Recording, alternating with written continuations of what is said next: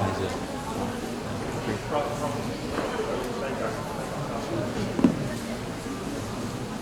那你等一下就是，那个同学，你叫什么？叫林春的。对啊，那等一下就是中间你就在那边看一下录影的一段过程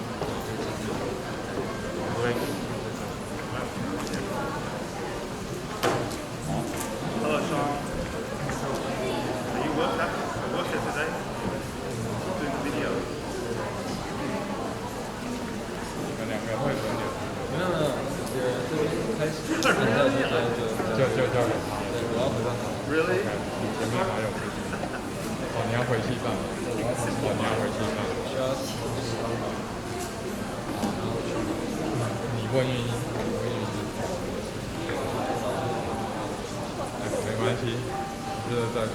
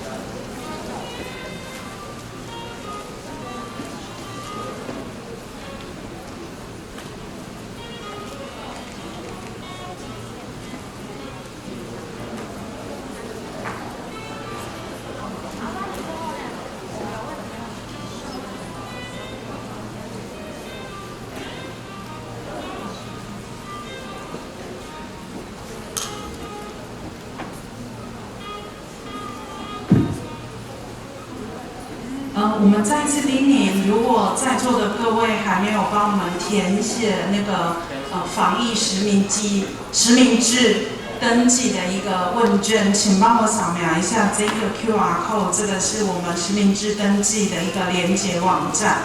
请各位务必要帮我们做一下扫描，做一下填答。第二件事情，当我们在会场当中的时候，请各位就是尽可能的要戴上口罩。那你等一下报告的时候是可以把口罩拿下来的。第二件事情是我们今天会议结束之后有一个满意度的问卷，那这个满意度的问卷我们等一下会贴在外面的报到处那里，请各位要离开的时候也要帮我们做一下问卷的回答，这是满意度问卷。所以今天总共有2个问卷要做，在开始比赛之前是实名制登记的问卷，然后会后是要请各位帮我们完成这个满意度调查的一个问卷。好，谢谢大家。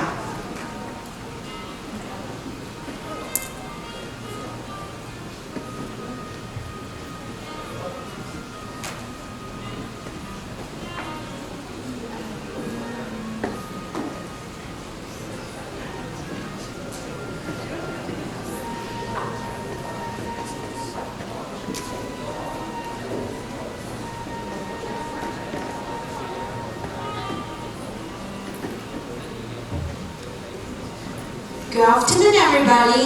Welcome to the 2020 Jiangnan ESP presentation contest. This year, our theme is local culture. We hope this topic will expand and deepen student understanding of Taiwanese culture in the global context. As always, the contest is very competitive. Only 15 groups have ended up getting into our final. So let's welcome this group of distinguished students and their lady teachers. 皆さんこんにちは。2020年カナハイ英語日本語プレゼンテーションへようこそ。今年のテーマは台湾の文化です。多くの方々に台湾の文化を十分に理解していただけると思います。今年も去年と同じ激しいコンクールになりそうですよ。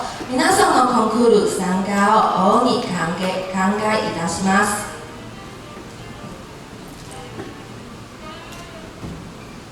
Now we would like to introduce our moderators today. First, please welcome the Dean of the College of Applied Information and Humanities Professor Xue Yaming. それでは本日の主任を紹介いたします。まずは人文学院院長薛雅明院長。Thank you, Professor Xue Yaming. Now let's welcome the Chair of the Department of Applied Foreign Language, Dr. Richard Dong. そして我々台中的主任董信正主任。Thank you, Professor Dong. Now we would like to introduce today's honorable judges. First, Dr. Damien. 続きまして審査員をご紹介いたします。英語先生のデミアン先生。And next, Gary. ゲリー先生。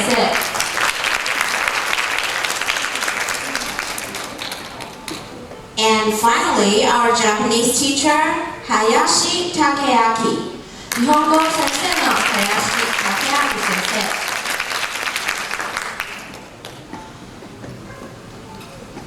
Ladies and gentlemen, we will now begin the first section of our group presentation. Please note that each presentation has a time limit of 10 minutes, with a minimum time of at least 5 minutes.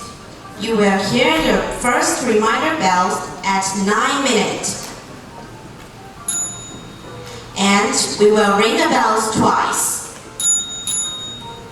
As 10 minutes to signals that time's up. If you hear these two bells, please leave the stage immediately. まずはルールをご説明いたします。発表時間は5分から10分です。9分の時、ベルが1回鳴ります。10分の時にはベルが2回鳴りますので、すぐプレゼンを終了してください。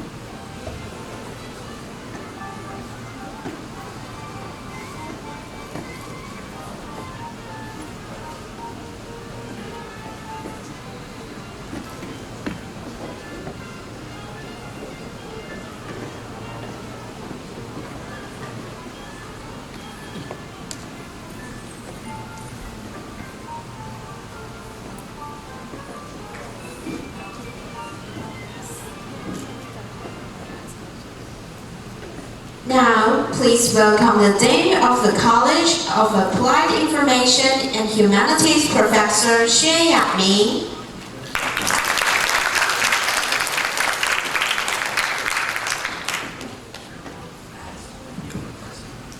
Good afternoon, ladies and gentlemen. Welcome to Jiangnan University of Pharmacy and Science. I'm the Dean of the college, and I'm so glad to be here today.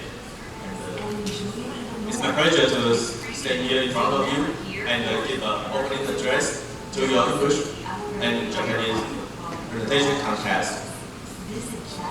We have this event for several years. I think the purpose of this contest is to try to practice your speaking English or Japanese skill, because I think the best way to learn English or Japanese is outside the classroom, is to practice it with your classmate, or even keep a diary or everyday life, or speak with your classmate. Force yourself to speak in English, and then you can improve English skill day by day, little by little. And this purpose why we held this event for several years.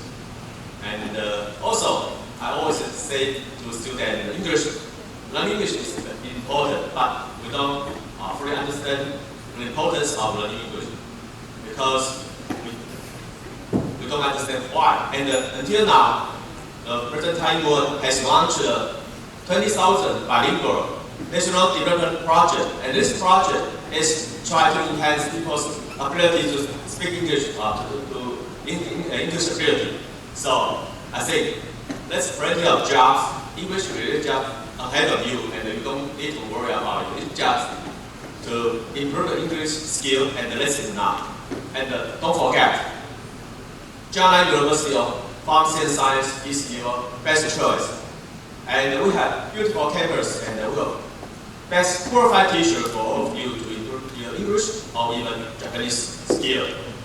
So that's my wish for you. And finally, I will offer my best wishes for successful English presentation contest and good health and happiness to all participants.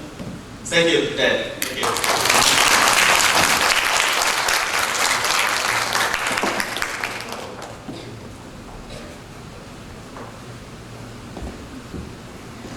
Now, let's welcome the first group. The title of their presentation is Local Culture in Taiwan.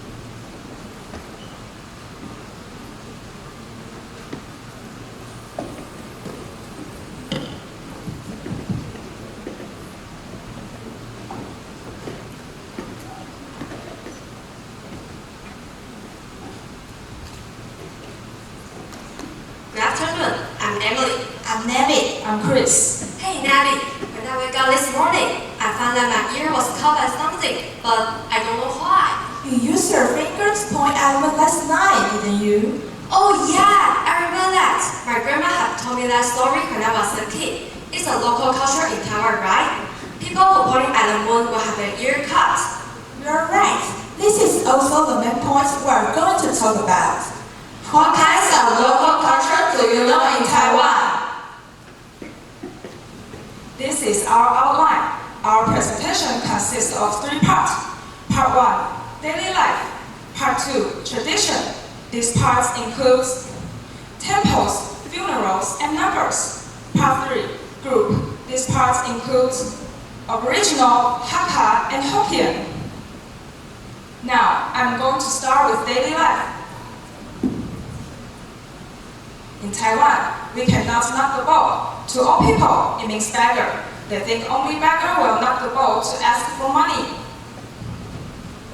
Sticking your chopsticks vertically on a bowl of rice is bad. It is taboo because it reminds people of the funeral. Though betel nuts are chewed in many places in Asia, it is distinct in Taiwan. They sell betel nuts while wearing a sexy clothing. Although Taiwan is a small island, the density of the motorcycle is the highest in the world. People in Taiwan love to line up. Make an example, COVID-19 this year. To prevent the virus, people line up at the gates of the pharmacy or any place we can buy the masks. Have you ever discovered that there are many different kinds of buttons outside the windows in Taiwan? At first, Taiwanese put metal bars in front of the window to prevent the theft. After years, people changed it into a part of an art. Now, technology has changed. We can only see it in some old houses. Taiwanese tea culture, it's including tea arts. It is a very social way of enjoying tea. The most common tea is oolong. We can have many different kinds of desserts at night markets. Besides food, they also have clothes, carnival games, and something of daily use. To tourists, it is a very good place to visit. Taiwanese garbage collection system has distinctive feature, classical music. People take out their garbage when they hear special music from the garbage truck. The song is Man's Prayer.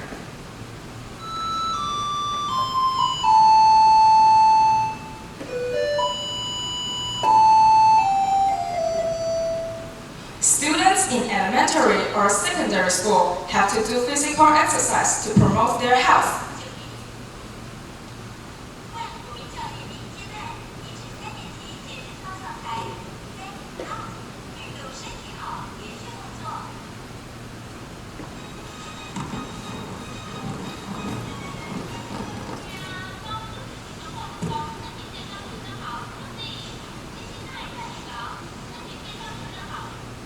National health insurance offer a convenient service. Taiwanese tend to go to see a doctor even though we just catch a slight cold.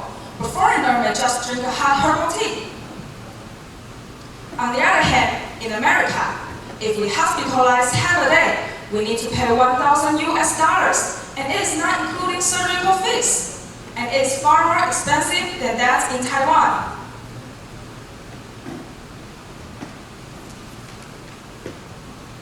Next, I would like to introduce tradition. We divide this topic into 3 parts: temples, funerals, and numbers. Part A is temples. We divide it into 6 parts. First of all, the rule of entering temple. Generally speaking, we will enter from left door and exit from the right door. Second, Taiwanese temple has a ceremony to help people who are shocked by something we can't see. The first thing, mix boiled water and non-boiled water. Next, add raw rice and salt, and put a towel into the water. Then, wipe people's body with a towel. Third, Taiwanese operas and puppet shows are historical culture in Taiwan. Most of them feature music, costume, and impressive story. Besides what was mentioned above, I would like to tell you 3 more interesting religious subcultures. Electric Techno Neon God.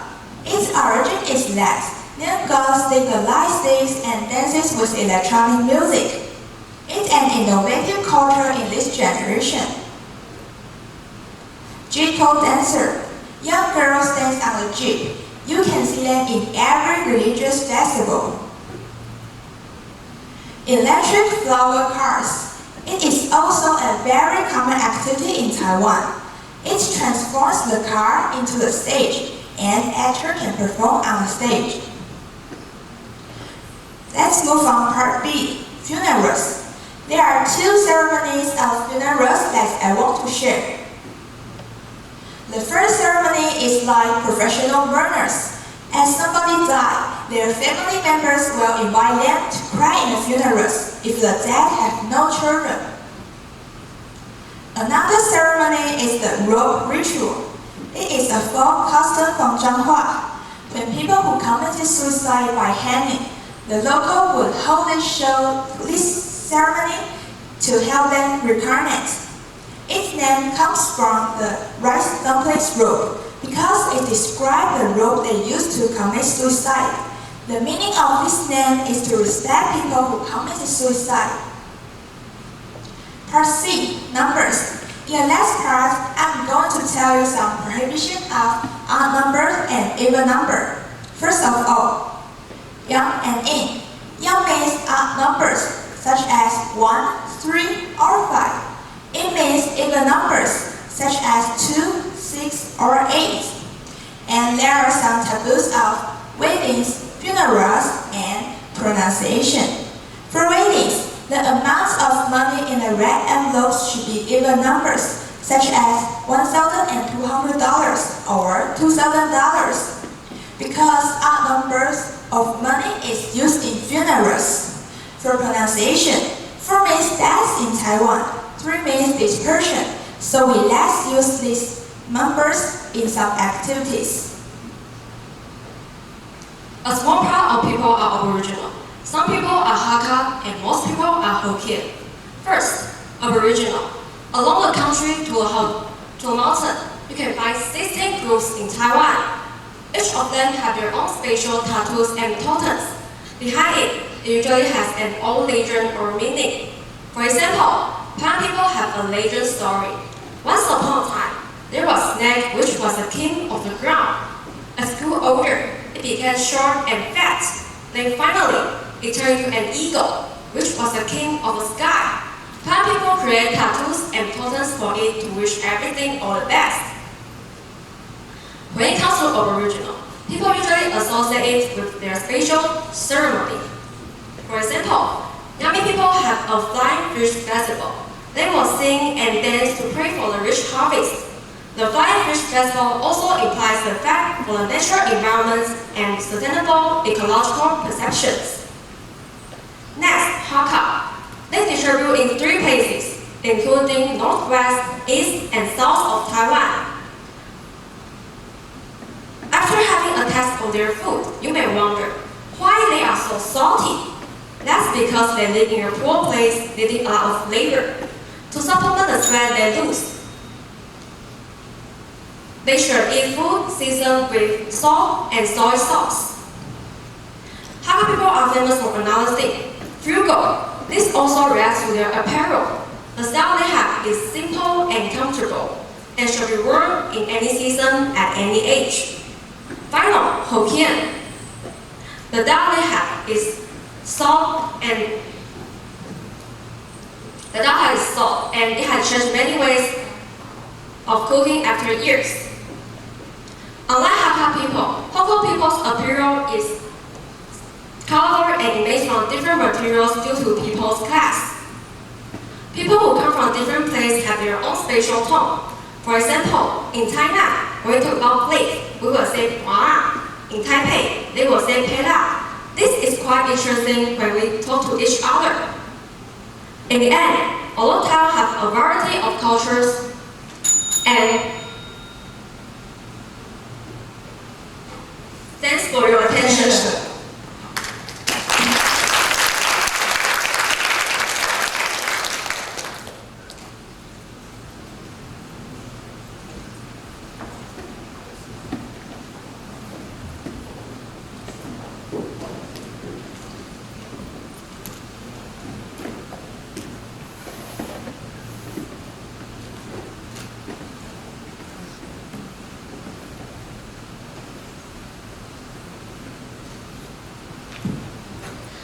Now let's welcome the next group with their presentation on Donggang King Boat Ceremony.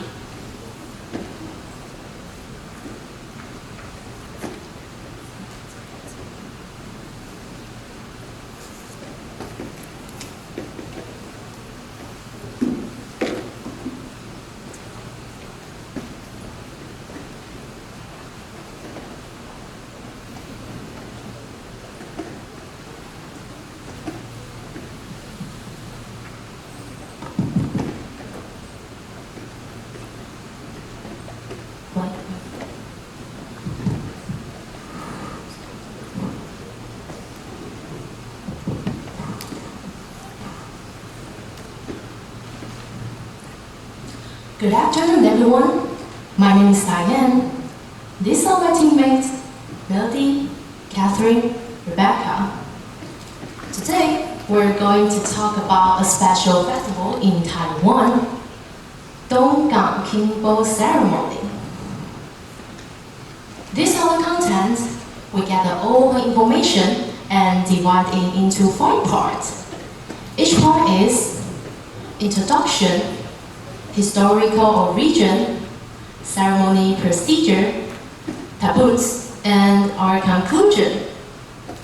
First of all, what is the burning of the king boat? The king boat burning is a Taiwan folk festival which takes place every 3 years. The reason for the king boat burning is reportedly in early stage. The plague became a pandemic, so people worship the plague god, Wang Ye. In the festival, there is a ceremony of sending the king boat away.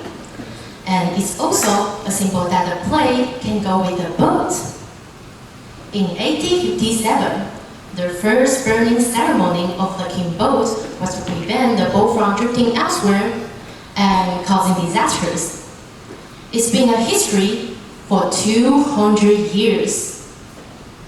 Next, let's talk about historical origin. The story is about a person who called Wen Wangye. Wen Wangye was born in 609 AD. He was smart and also good at civil and military affairs. Long time ago, when the emperor traveled and was caught in danger, Wangye sacrificed himself and saved 36 people's lives. After he became a god, he often manifested his spirit in coastal area. Whenever a ship encountered turbulent conditions in the sea, a giant ship with a wind flag appeared. That is the Zhenhuo, and the people are all safe and protected from disaster. That is the beginning belief of Wen Wangye. And move to the other story. It's about Donglong Temple. The temple was built in 1706. It is said that a hurricane caused huge waves. Plenty of dry wood floated out to Donggang overnight. There were words written on the timber, Donggang Wenji. The residents believed that Wen Wangye indicated that he would like to stay in Taiwan. Therefore, the residents in Donggang built this temple based on the lands of Hollywood and named it Donglong Temple. It's been a history for 300 years, and it was decorated with gold foil, which is the most special part of this temple. Besides, it was also one of the largest temples in Taiwan. Next, there is 13 processes of ceremony. Among these processes, I will explain in particular 6 most notable ones. The first one is determining the chief organizers. 3 days after the end of the festival, 7 Jiaotou will draw lots and pick out the other 7 for the next burning kimbo ceremony. Second, making the boat. The boat is mostly made of bamboo frame paper paste. The manufacturing time is up to 4 months. Because the making process is complicated, manufacturing must start 2 years before the ceremony. Third, welcoming ceremony. It represents the beginning of the whole peace festival. Most of them are carried out at Donggang Beach. The chief organizer will cast the moon flags to determine the right time for welcome the god. Fourth, pilgrimage. One of the highlights of the ceremony is send away the evil spirits. The event will last for 4 days. Pilgrims set out on foot and walk through the town. It's very spectacular and attracts many believers. Fifth, moving the boats. Then remove the kimbo from the shipyard in the afternoon of the day before departure ceremony. The team will bypass the main street of Donggang town. The purpose is to eliminate evil spirits and expel pests along the way. The last one, departure ceremony. This is the last process of ceremony. As time went by, with the help of gold pepper, it was gradually burned by the fire. The whole ceremony ended perfectly. Certainly, it's also the climax of the whole ceremony. Burning of the kimbo is a very important festival in Donggang. This is not only local residents will participate in, but also attract many tourists. Here are some taboos we must pay attention to. We have stored out a few special ones. Let's take a look at what the taboos of this ceremony are. The first one, keep the doors and windows closed. The kimbo pass through in the evening of the ceremony. Second, don't look back. Once the fire was lit, people need to leave quickly. Third, women who are having period or pregnant, they must avoid attending this event strictly. Also, they can't touch the various props and worship items of the kimbo. Next, women are not allowed to enter the Gangguting, Wang Ma Liao, Dao Shi Tan. We prepared some pictures for everyone. This is Gangguting, Wang Ma Liao, and Dao Shi Tan. The last one, during 3-day ceremony, people must follow one rule, there no beating of gongs and drums, and fishbowl cannot sail and leave the road, in order not to interfere with the kimbo of the Chen Sui.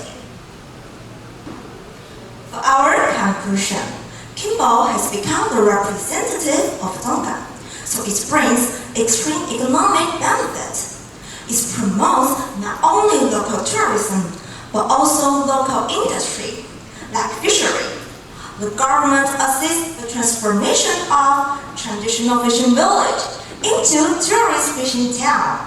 It also creates more job opportunities, so Donggang's popularity and economic level will improve. The ceremony of the kimbo has a history of more than 200 years. This is an important religion to elderly people who will participate in this event in Taiwan. The young generation nowadays start to join it as well. History is a study of the past. Culture is an inheritance of the past events. This is the significant reason that the ceremony can continue to now. Although Taiwan has been affected by the COVID-19 this year, officials have announced that the ceremony will still be held on October 24th next year, which will allow the traditional festival to continue. This is a citation of our presentation.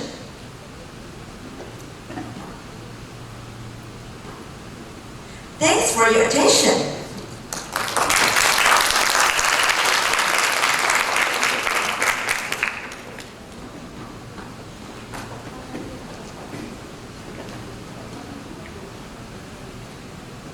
Now let's welcome the next group with their presentation on a stroll along the hot spring count 北投。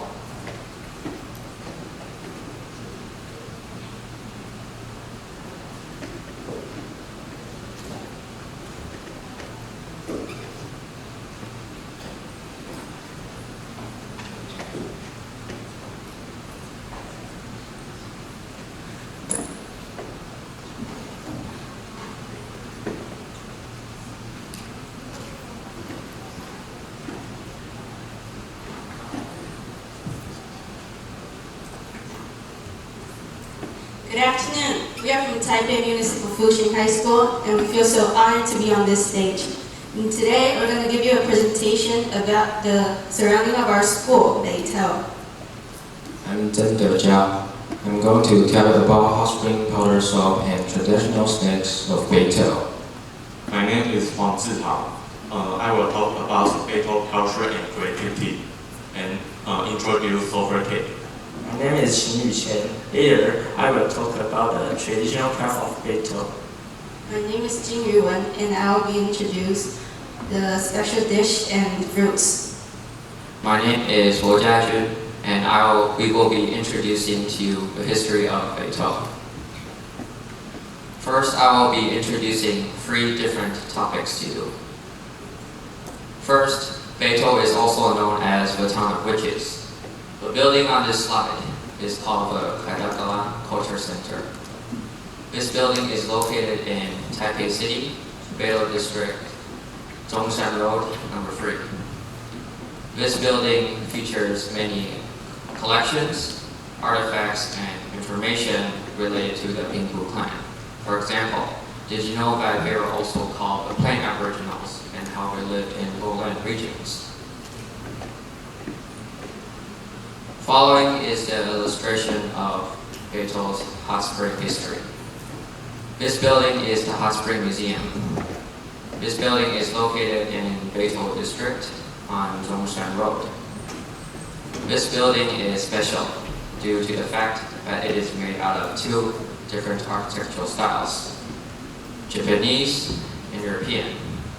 Inside this museum, you can find many interactive devices that allow you to better understand the history of Beito's hot springs. Last, I will be introducing to you these 2 pictures. The one on the right tells us about the origins of Beito's hot springs and how they became famous in Taiwan. The one on the left indicates both the designer and planners of Beito's hot springs. And these are pictures of the artifacts and traditional bathing apparatus. So next, we are going to introduce the traditional craft of Beito, indigo dye. So, indigo dye is made from Mayflower glorieberry. Because the Mayflower glorieberry was very popular in the region of Beito during the time. So the fact that the Mayflower glorieberry is a suitable ingredient for clothes dye. The outcome of a clothes always has a special feature. For example, an insect repellent, making it durable to the wet.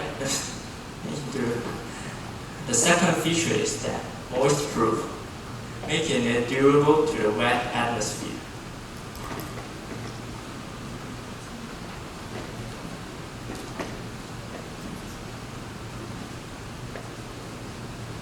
So these shirts were handmade by ourselves. Each and one of us had made our own clothing, and as you can see, each and one of us has our own special and unique patterns on it. So I think it's quite stylish for us to wear it here. Next, I'm going to introduce the traditional snacks. So the traditional snacks in Chinese is called jiujiacai, are dishes which people used to eat with liquor after having a nice hot spring in Beito. And it's also a combination of Taiwanese and Japanese dishes, and it's definitely worth trying if you come visit Beito.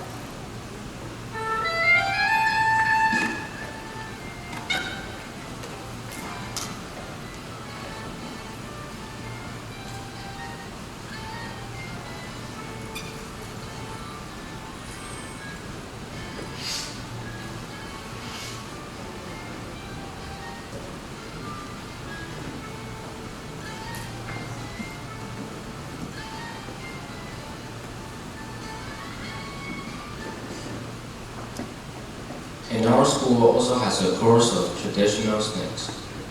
We make snail meat soup. To make it, you need to prepare a can of snail meat. Besides, you also need to prepare some freshly cooked vegetable broth and some sweets. In addition, you can put some mushrooms and celery as well. It'll be better if you add a pinch of garlic. And you can have a delicacy right away. The snail meat has a chewy texture, and the broth tastes really fresh and sweet. Next, I'm going to talk about Beito's special fruit, Datun Tongan. Beito's Datun Tongan is mainly planted in Datun Mountain area, which is an active volcano based in Yangmingshan National Park. Due to the soil that includes volcanic ashes, it makes Datun Tongan taste more juicier and delicious than all the other citrus in Taiwan. The skin of Tongan can be made into detergent to clean the environment or wash dishes. And the pulp is often used to make into delicious delicacies such as sulfur cake. Next, we want to introduce Beito culture and creativity. We interviewed the owner from the Province Bakery. The owner uses Beito local farmer products and make Beito special souvenir. For instance, Tongan jam, sulfur cake, Beito stone chocolates. We taste the sulfur cake. The pie crust is so aromatic. The Tongan filling is flavorful. You won't see elsewhere in Taiwan. It is Beito's specialty from the province. Okay, and now I'm going to tell you about a special salt. It is called hot spring powder salt. Hot spring powder salt was made in Beito. It was used to go to hot spring by people in the early period. People usually soak in a hot spring and drink it together. Its odor smells like sulfur, but it is very refreshing. And our school also has a course of making handmade hot spring powder salt.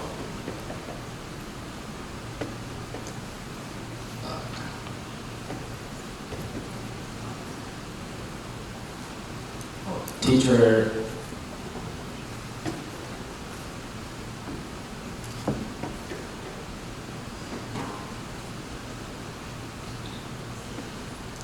I took it home after school and I used it that night.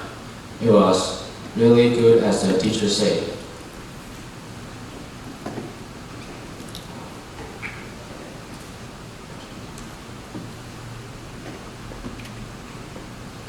If you have a chance to come visit Taipei, make sure you don't miss Beito. It's definitely going to be a place for you to travel and discover. Thank you so much for listening.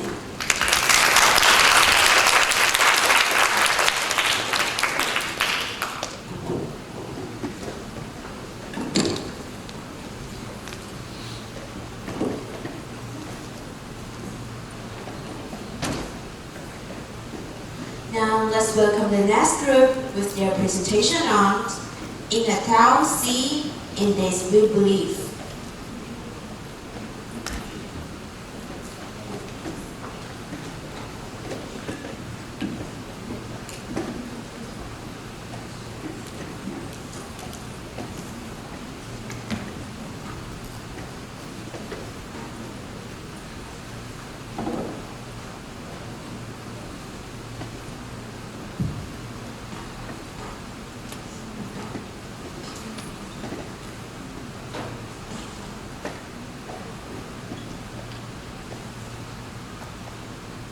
Good afternoon, everyone. I'm Caesar. I'm Kitty. I'm Maria.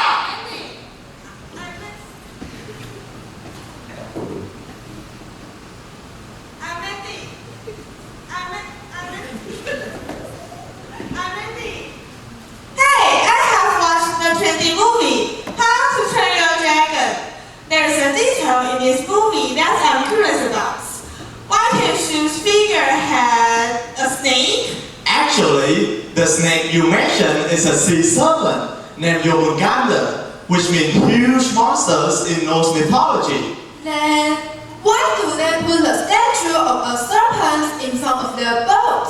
Because the serpent is so scary that it will scare off all the other sea monsters. In fact, many cultures have the same idea as the Vikings. Therefore, we are here today to know more about different sea protectors of local culture in Vietnam as well as Taiwan. So today our topic is In us, now see. Indeed, we believe. These are our contents. In our research, first of all, we want to find out why there are so many people in Vietnam and Taiwan having faith in their sea protectors. Moreover, we would like to know more about the roles Mazu play in Vietnam as well as in Taiwan. Last but not least, we want to explore one of the most famous local cultures in Taiwan, Daja Mazu pilgrimage, and also the local well god in Vietnam.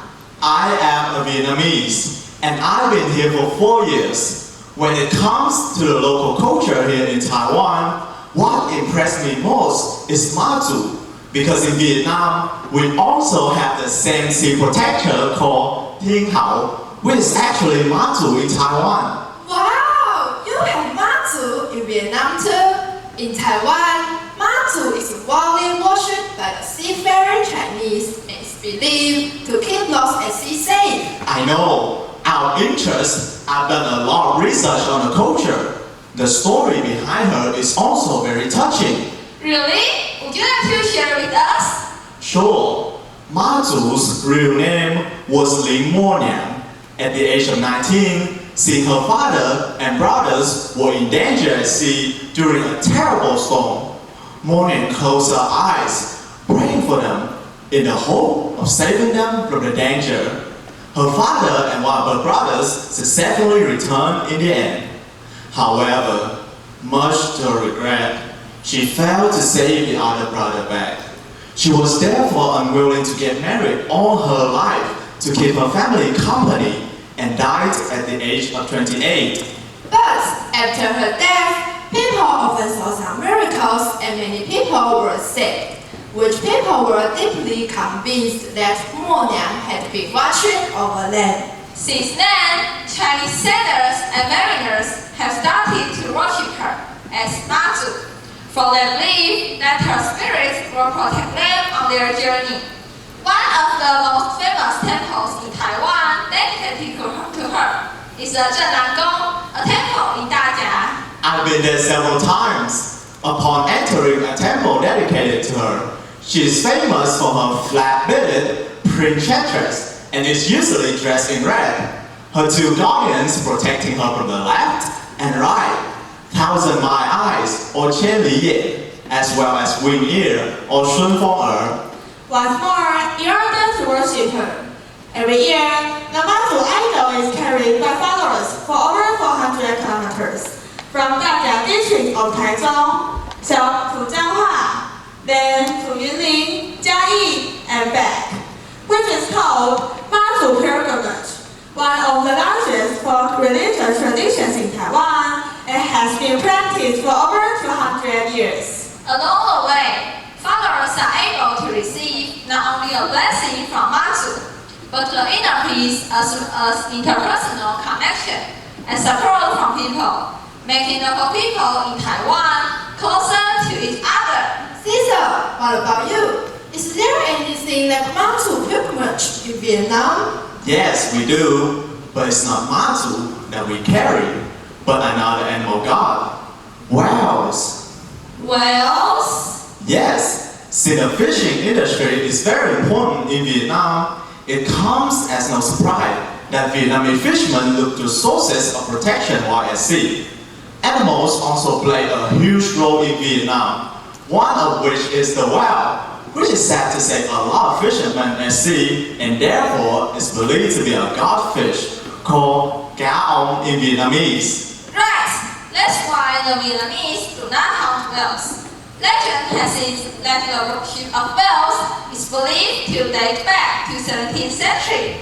Emperor Jialong was saved from sinking ship by a whale and made whales a local deity and protector of fishermen.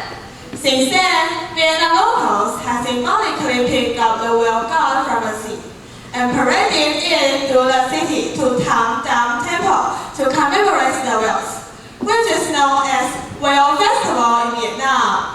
And you know what? I'm going to join the festival next year, which is going to take place in September 25th to 27th. So, I once saw 2 eyes on the fish balls in Vietnam. Does it have anything to do with the whale god? Yes, in Vietnam, many of the fishing fleets are still handmade, using traditional methods and painted bright blue. What's special is that fishermen usually paint in the head of their boat with the 2 eyes of the whale god, so the boat looks ferocious and will scare all the other sea monsters away, guiding the boat home safe. Wow, I'm lucky to know all these interesting stories.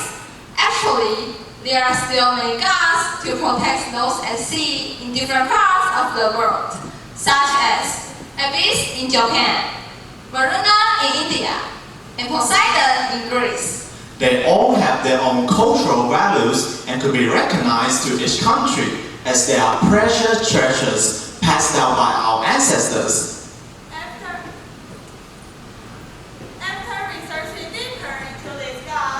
We can see that they both play a role of a sea protector that local people could rely on for their safety on the sea, which leads to strong faith in Mazu and whale god. Therefore, Mazu pilgrimage is held annually to seek safety in the coming year, much the same is the belief in whale god, which also leads to various religious events in Vietnam, such as the Whale Festival. Also, the 2-eye fishing fleets are specifically made to protect fishermen at sea, and even become a special kind of art in Vietnam. As a Vietnamese, this research brings me closer to both culture and history of my own country. The more I learn about the local culture in Vietnam and Taiwan, the more I love the places. Out of my enthusiasm, I even joined Mazu pilgrimage this June. And I even got this shirt as a gift. But most importantly, I was deeply touched by the followers' care and hospitality, willing to help those in need. Yes, that's the most precious thing of our local culture, and we all have the responsibilities to pass it down. Right. Hope with our efforts, we can let more people know more about these sea protectors and the religion. That's true.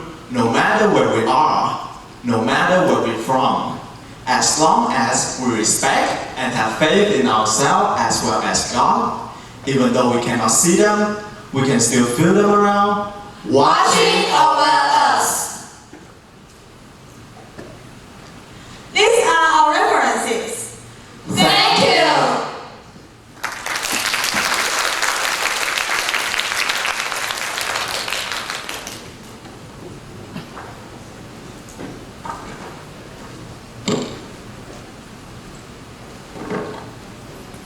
And now, let's welcome the next group with their presentation on Banquet Hit the Road, passed down the Bantou culture in Taiwan.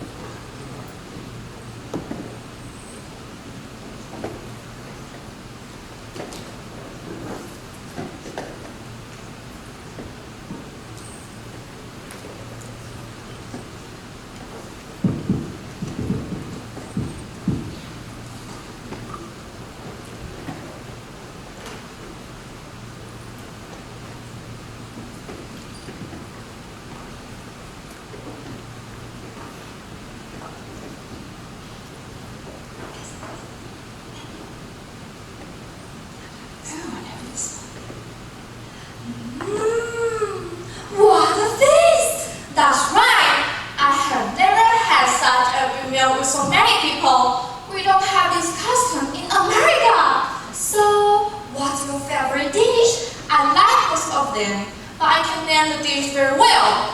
But I wonder, why the bulldog needs to jump over the wall? Hey Jan, your grandma is such a good chef.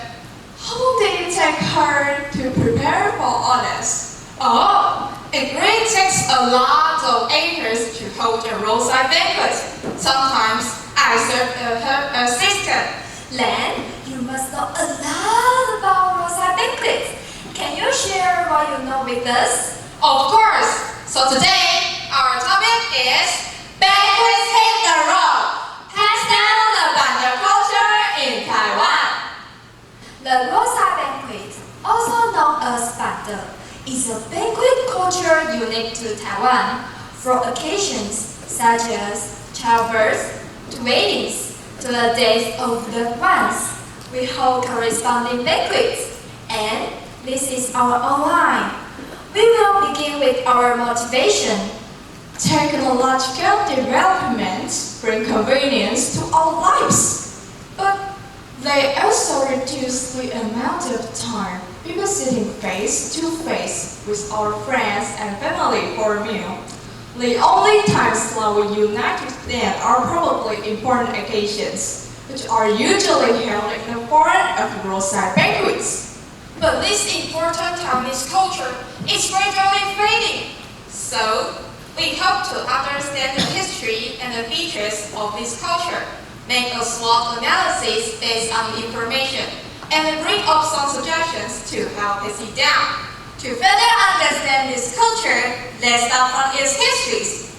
Do you know that the earliest roadside banquet was held during the early Qing dynasty? At that time, only the rich could afford to hold roadside banquets. They invited people to enjoy the big meals to show off their generosity. By the middle of the Qing dynasty, some prestigious officials began to spend a lot of money in roadside banquets as a way to show their financial strength. Later, in the Japanese colonial period, roadside banquets also began to appear in rural areas. Due to a lack of supplies and money, rural banquets were only held during special holidays. By the end of the 20th century, roadside banquet culture had reached its peak, and most of them were held to celebrate important days on their own roads. Next, we want to introduce the features of roadside banquets. Roadside, school auditoriums, and temple squares are all common places to hold roadside banquets. Roadside banquets have not so many limits, but certain designated dishes according to their purposes, and each dish has a different name related to the ingredients, and with the placing for different festivals or occasions. For example, we often eat whole chicken dishes in a Taiwanese language. The pronunciation of chicken, gay, and home are similar to each other, so the dish is served by people from a new family. There are other common dishes, such as rice cake, the Chinese word for cake, gao, pronounced as the word for high. So this dish is used to express a wish for job promotion. At a full moon banquet, glutinous oil rice is the most common dish because the Chinese pronunciation of oil rice, 油饭, sounds like heavy rice. This dish is used to bless children to grow up safe and healthy with no need to worry about their futures. Wow! The roadside banquets are special in the naming and preparation of dishes. Then, why there are fewer and fewer roadside banquets in Taiwan? Now, let's make use of the SWOT analysis to find out. First of all, the biggest advantage of the roadside banquets is the connection with Taiwanese customs and festivals. Besides, nostalgia is having a movement in recent years. Having traditional roadside banquets gives people a chance to turn back the clock, recreating the feeling they felt back then. Moreover, eating at a round table provides more opportunities for face-to-face interaction. Furthermore, the host can also communicate the shape to customize dishes in advance, according to different purposes and needs. However, most roadside banquets are more likely to be affected by the weather. Outdoor cooking and catering also make hygiene and food quality more difficult to control. Besides, the single-use tableware also cause damage to our environment. These are the main disadvantages. Fortunately, industrial development enables roadside banquets to have better opportunities. For example, the division of labor in roadside banquets is becoming organized. In addition, many modern roadside banquets now held in indoor venues, which are more comfortable and hygienic. Besides, dishes can incorporate foreign ingredients to enhance their richness. Although there are so many good opportunities, this culture seems to be fading. Then, what are some of our potential problems, Annie? Nowadays, many people have become more and more accustomed to eating individual set meals. Also, the outbreak of SARS in 2003 and COVID-19 in 2020 have led to a decline in the sharing of food and large group gatherings. In addition, the appealing promoting strategies of modern restaurants trigger people's willingness to have meals there.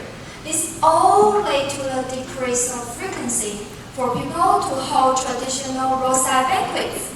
By understanding the roadside banquet culture, we have come to some conclusions. First, the forms and purposes of roadside banquets have changed several times. It is not just a style of dining, but also a culture which is closely related to birth, aging, sickness, and death. Second, the changes in Chinese eating habits and the impact of hygiene and food safety issues all have led to a decline in roadside banquet culture. In order to pass down the culture, we came up with the following suggestions. First, environmentally friendly tableware should be provided for guests. This will reduce the use of disposable tableware. Second, to improve hygiene quality, shared food can be divided into individual services. For example, soups can be served in individual bowls. Third, the roadside banquet industries can also cooperate with other industries by providing desserts that can be taken away as gifts. It can help promote traditional pastries industries at the same time. Fourth, roadside banquet industry should strengthen their hygiene and food quality and confirm equipment in advance. And our last suggestion is meant for consumers. We should eliminate the idea that roadside banquets are old-fashioned and relearn to accept this innovative form of dining.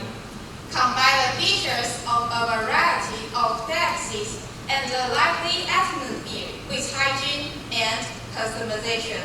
Roadside banquet culture can maintain the original spirit and also meet the dietary requirements of modern people. Oh, I forgot to tell you guys that my grandmother's 80th birthday is next month. I was wondering, maybe we can hold a roadside banquet for her. And we can also record the process as a memorable gift for your grandma. What's more, we can also put a video online, hoping more and more people can understand and value this local food culture. That's right. Let's celebrate it with a final party! These are our references. Thank you!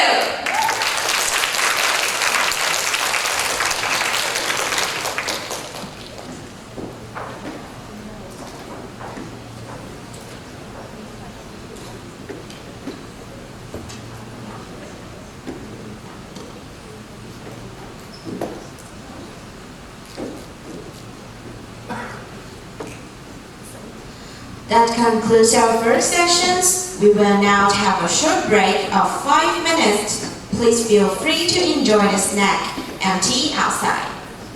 So それではただいまから休憩時間に入りたいと思います。会長の後ろにお茶とお菓子がございますので、どうぞご自由にお取りください。好，我们现在有一个简短的休息时间是5分钟。那因为我们的比赛时间，因为各组的时间的一个使用的情况，所以有一点提早。那请各位注意，就是我们5分钟之后比赛继续进行，所以请各位可以先到外面用一点小点心，然后再回到我们会场内，然后我们会继续我们的比赛。谢谢大家。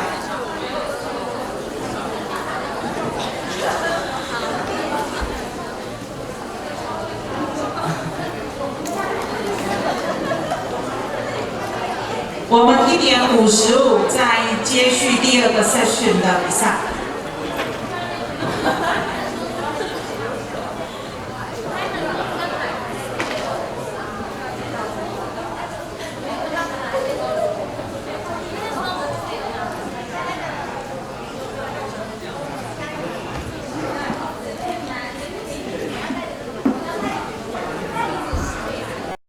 Now let's welcome the next group with their presentation on.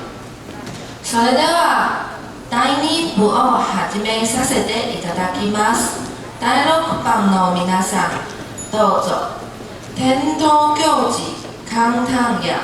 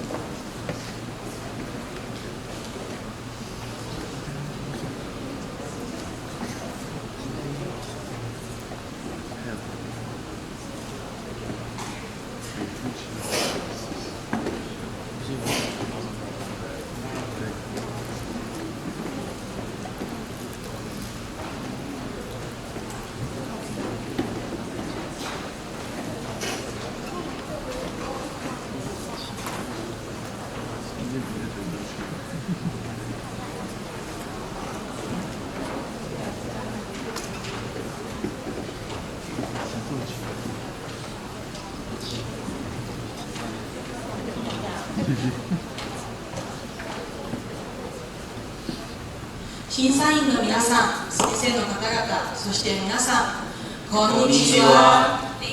レイです。そうです。ライです。今日私たちは台東の伝統行事、簡単屋について紹介します。簡単屋祭りって何か知ってますか？それ知ってます。簡単屋祭りは毎年旧正月の1月15日、天正節の夜に開催されます。台東の伝統行事のことですよね。そうそう。簡単屋は昔にので、ドラを叩く者の一匹とともに、昔を揺らしながら街を巡回するんですよ。とっても面白そうです。そうですね。この行事はどう行うんですか？実は爆撃法によっては3種類に分かれてるんですよ。でも爆撃で危険性が高いと聞きますが、大丈夫なんですか？はい。1つ目は被爆法といって、体に爆竹を巻きつけること、被爆法です。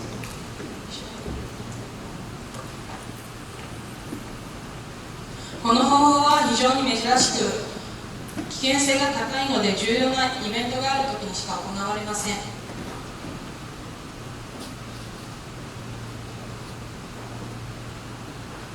2つ目は竹竿爆法といって、竹竿の上に爆竹をここに巻きつけ、被爆して、爆竹が燃え尽くるまで簡単屋に当て続けます。最後は背爆法またの名を高爆法と言います。この方法は一番目にする方法で、3から5束の爆竹を一つにまとめ、簡単矢に投げつけます。なおこの方法は危険なので、簡単矢自身が耐えられる範囲で交代できます。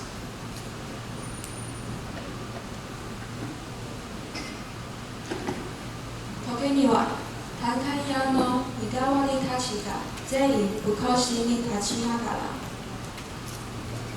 簡単矢はとても勇敢ですね。次は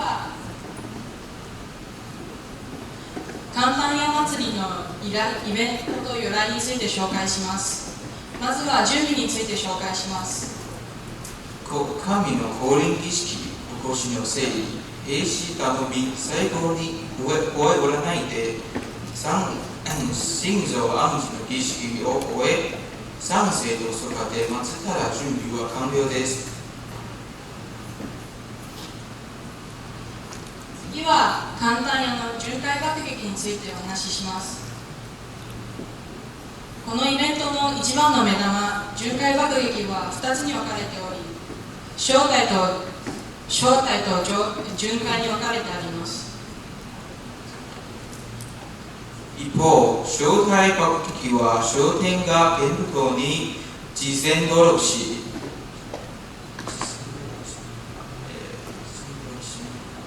商店の前で爆撃します。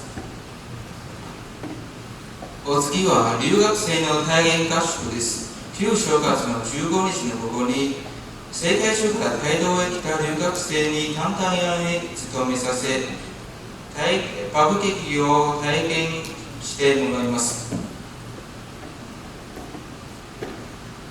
イベントの最後は安心です。旧正月の17日、祭りに終了後、海浜公園で安心を行います。このイベントは神を元の居場所に戻し、お香を焚き祭ります。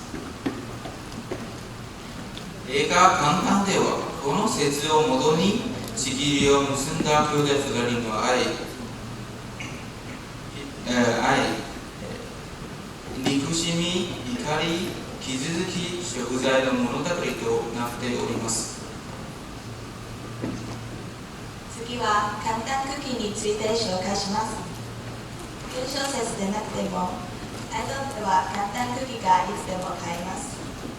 簡単クッキーの中には白あんが包まれており、中にはお餅も入ってあります。餅のしとした食感とあんの風味が甘しすぎず、ちょうどいい仕上がりとなっています。あ、美味しそう。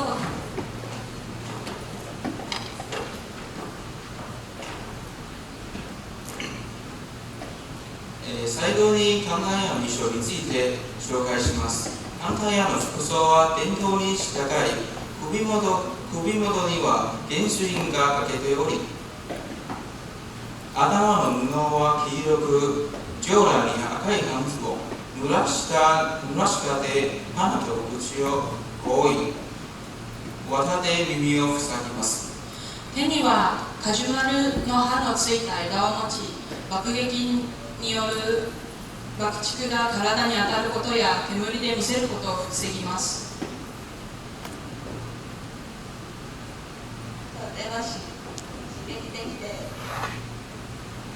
とっても刺激的で楽しそうなイベントでしたよね。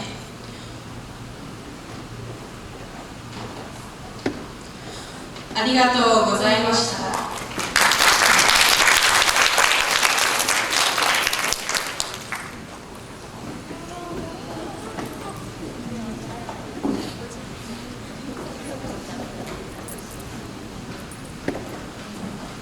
Now let's welcome the next group with their presentation on outdoor nightlife in Taiwan.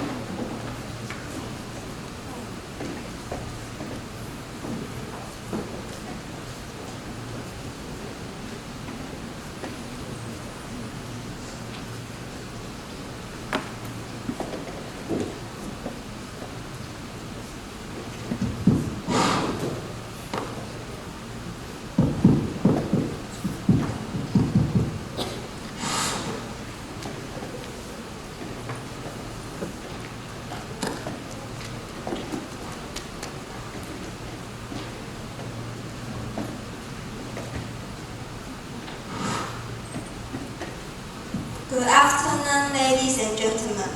Thank you all for being here. We come here today to talk about outdoor nightlife in Taiwan. First, let me introduce myself. I'm Sandy. My team members have Roslyn, Julia, Vanessa, and Lydia.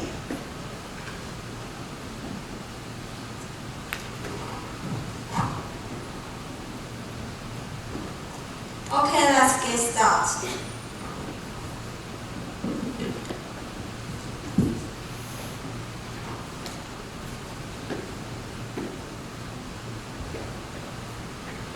Here are the contents. First of all, we would like to talk about the culture of the history of night market, and followed by the culture and different types. Then the conclusion.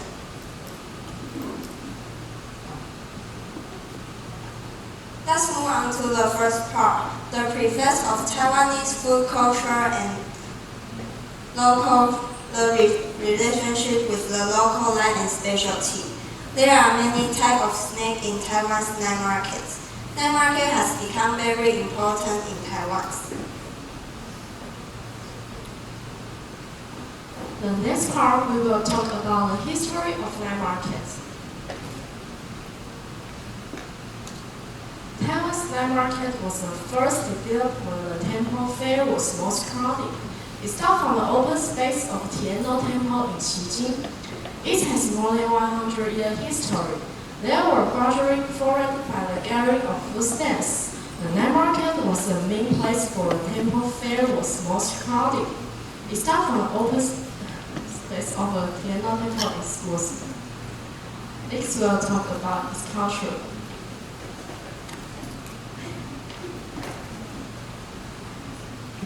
The night market is filled with a wide variety of mouth-watering food and drinks, and it also embodies features of Taiwan's snack. So many people who visit Taiwan will make special arrangements for the night markets. Night market have become a traditional festive activity both for the locals and visitors. After explaining the culture, let's move on to some noteworthy features of night markets. First, each night market in different urban areas has its local specialties, and there are small amusement facilities as well, such as water balloon shooting rings flowing. Second, the price of food, drinks, or entertainment is affordable. The third one, abundant choices for people from different ages to make.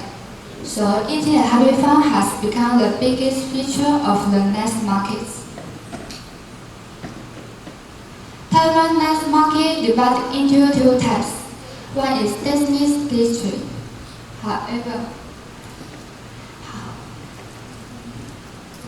One is Disney's night market, and the other is Mobile's night market. Disney's night market is the fifth one, and it is usually in the Disney's district. Now, we are going to introduce some popular food culture night markets. The night market is the most popular food culture in the life of Taiwanese. All the oyster fried, pig black egg, sneaky tofu are all Taiwanese special snacks.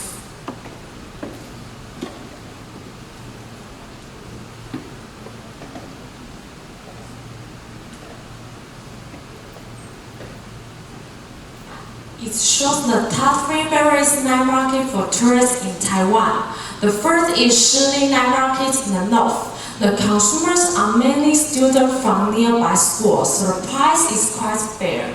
Second, Doher Night Market in the south sells many food and drinks, such as the local common specialty snacks. The consumers are mainly local or foreign visitors. It has won Taiwan's #1 popular and online votes. Finally, Fengjia Night Market in Taichung near Fengjia University is also known as Wenhua Road Night Market. It is currently the largest night market in Taiwan due to its innovative and diverse It has become the most delicious night market in Taiwan. Many students go to the night market to buy food after class since the price is low, and that is why night markets are set up near school. Young people in Taiwan also love to go to the night markets, and they like the lively atmosphere of the night markets. They seek not only for food but also for fun. Therefore, they are the main customer group. Since the night market is very famous in Taiwan, many foreigners who come to Taiwan will spend time visiting the night market. As the tourist night market has increased its diversified choices, it attracts many tourists and tour groups, which could boost the economy and create job opportunities. The night market offers choices of gourmet snacks, entertainment, and some goods to enhance tourist experience in the night market. It has the high tourist value and stands in an important position in Taiwan's culture. Besides, it is also an important nightlife element in Taiwan.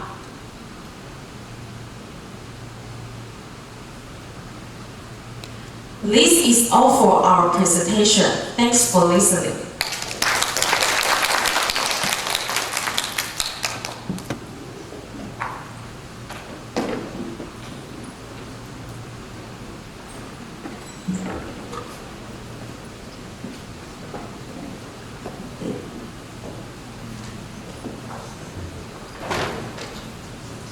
Now let's welcome the next group with their presentation, the rap course Song Rou Zhong.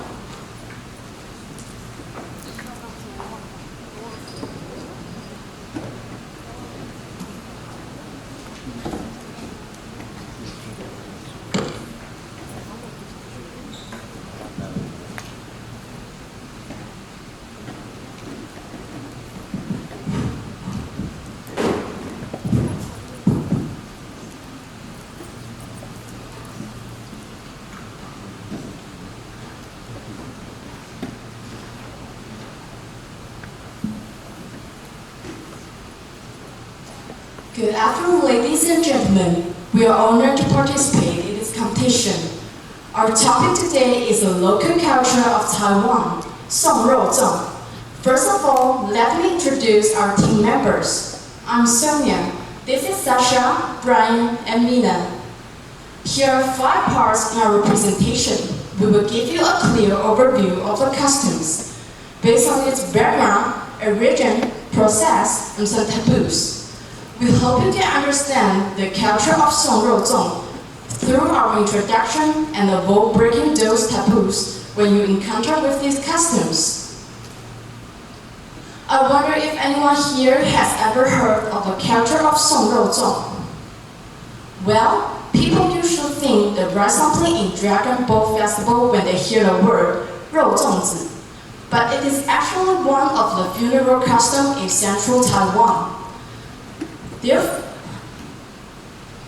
If someone hanged himself, the master in the local temple will go to the scenes and send the dead to the seaside, because people think that the suicide who hang their necks are the most resentful and ambitious, which may bring bad luck to the community. Why is it called Song Rou Zhong? Because rice dumpling is tied up with a lotus leaf and a rope. A rope is also used to hang himself to death, much like a rice dumpling tower did. Therefore, the local residents use the word 肉粽子 to represent the person who hanged himself, rather than the word ghost to express the spirit and the resentment of the suicide, using this metaphor as a respect for suicides. Next, let me introduce the origin of Song Rou Zhong, Lugang Zhanghua. Lugang Zhanghua was the first to have the culture of Song Rou Zhong. As long as someone hangs himself, the temple in Lugang Zhanghua will hold the ceremony for the dead. On the one hand, they hope that the dead can rest in peace. On the other hand, they hope that the dead will not haunt around the place where the incident happened and haunt people. In Taiwan's traditional culture, if these dead souls are not released well, they will continuously to harm someone for rebirth. Similar culture has emerged some parts of central Taiwan. After we talk about the origin, now let's move on to the process of Song Lo Zong. Since these customs have something to do with the vengeful soul, local people will follow the rules during the process, and temples will inform the local people to avoid it in advance. When the person commits suicide by hanging himself, master as well as the Taoist, psychics in the temple near the sites called on other temples will hold a Song Lo Zong ceremony. The ceremony is basically held at 9 o'clock. Master will use a broom, salt, and rice to do some rituals on the spots where the body was found, and they will cut down the hanging rope.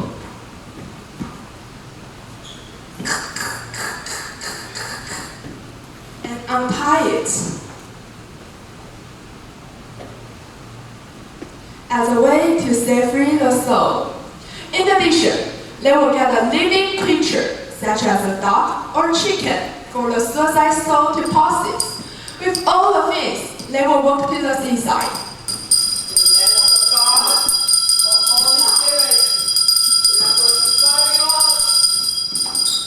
After getting back from the temple, the master will do a spell and burn all the relating items, hoping the soul to leave the world. Next, I want to introduce some important items used during the process of Song Lo Zong. The first is the string, the hanging rope to take down and untie, so that the ritual of Song Lo Zong can be effective. Secondly, traditional Chinese musical instruments are played by bands during the process to remind the local people to avoid and to punish the dead. The third one, dogs. Dogs play as a role of the living creature for a dead soul to possess. And then, rice and salt. In Chinese culture, it has long believed that rice and salt have the function of sending away evil spirits. The next one, firecrackers. Firecrackers are set up to drive out the evil spirits and also remind people that the ceremony is being held. Next, I want to introduce the taboos.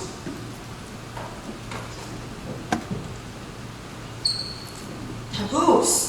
There are some taboos you need to know. Many people are not aware of those customs, and if they are not careful, they will easily break the taboos. The first one, in this process, people should stay in a team, so as not to be possessed by the spirit. The second, don't open doors or windows in the houses, where the team can throw away in case you get caught in the wind. The third, necklaces should not be worn during the participation because of the similar image of hanging. The fourth, don't pick out the things on the beach because it might be related to the ritual. The fifth, don't look back after taking part in Song Lo Zong so as not to be conflict with the evil spirit. The sixth, don't call anyone's name along the way. Finally, after the ritual, remember to go to the temple before going home. Fulfilling the dead will follow home, resulting in physical discomfort. Next, I want to introduce the custom. The custom, Song Lo Zong, has been filmed in Taiwan. This film is one of the most popular ghost movies in Taiwan. It is the story about the process of Song Lo Zong. The plot is about a girl who has been bullied due to her physical disease and betrayed by her friends, suicided, and her furious soul wants to take others' life for revenge. We draw some positive conclusions from the culture of Song Lo Zong. First of all, don't commit suicide, because suicide will make people who care about you sad. It is common that people feel stressed or depressed, but is it really worth suiciding just to get rid of those negative emotions? Things won't work with that. Second, don't make troubles for others. Because an act of suicide will not only bring pain to loved ones, but also bring some troubles to others, such as causing traffic jams, the psychological trauma of the eyewitness, and so on. Finally, we hope that those who are facing difficulties can seek help from others. We quoted a Bible verse as a summary. Matthew chapter 19, verse 27, mentioned in section, "With man it is impossible, but not with God, for all things are possible with God. So put your worries to God, He will guide your way, and if you have a suicidal thoughts, let go of your mind.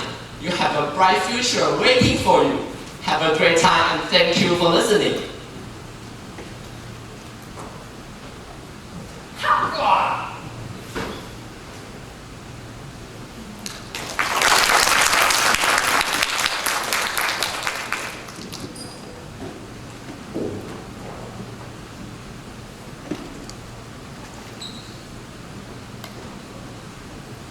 Now let's welcome the next group with their presentations on night market in Taiwan.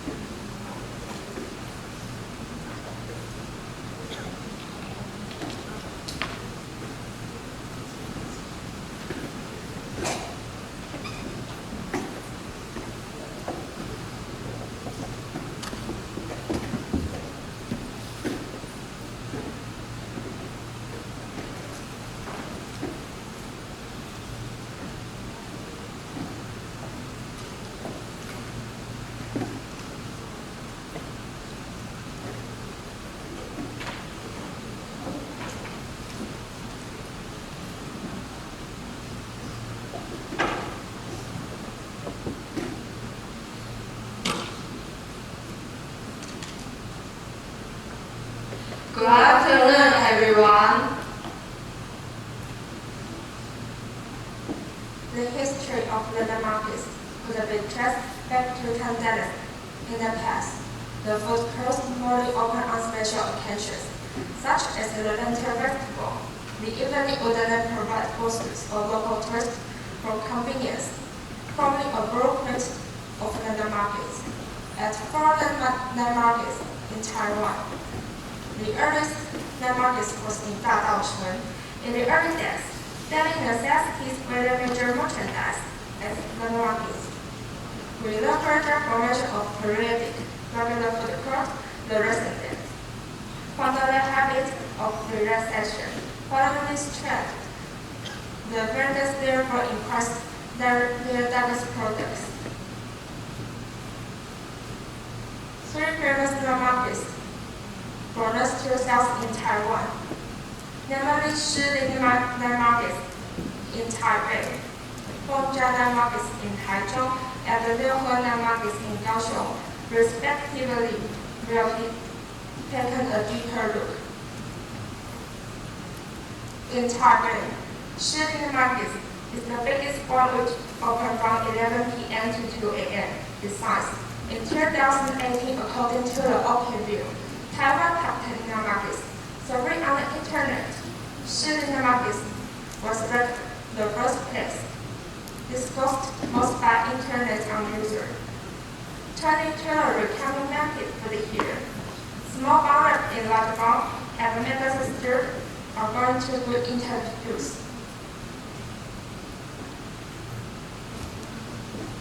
When it comes to the local tourists at Shilin markets, the small bone wrapped in larger bone.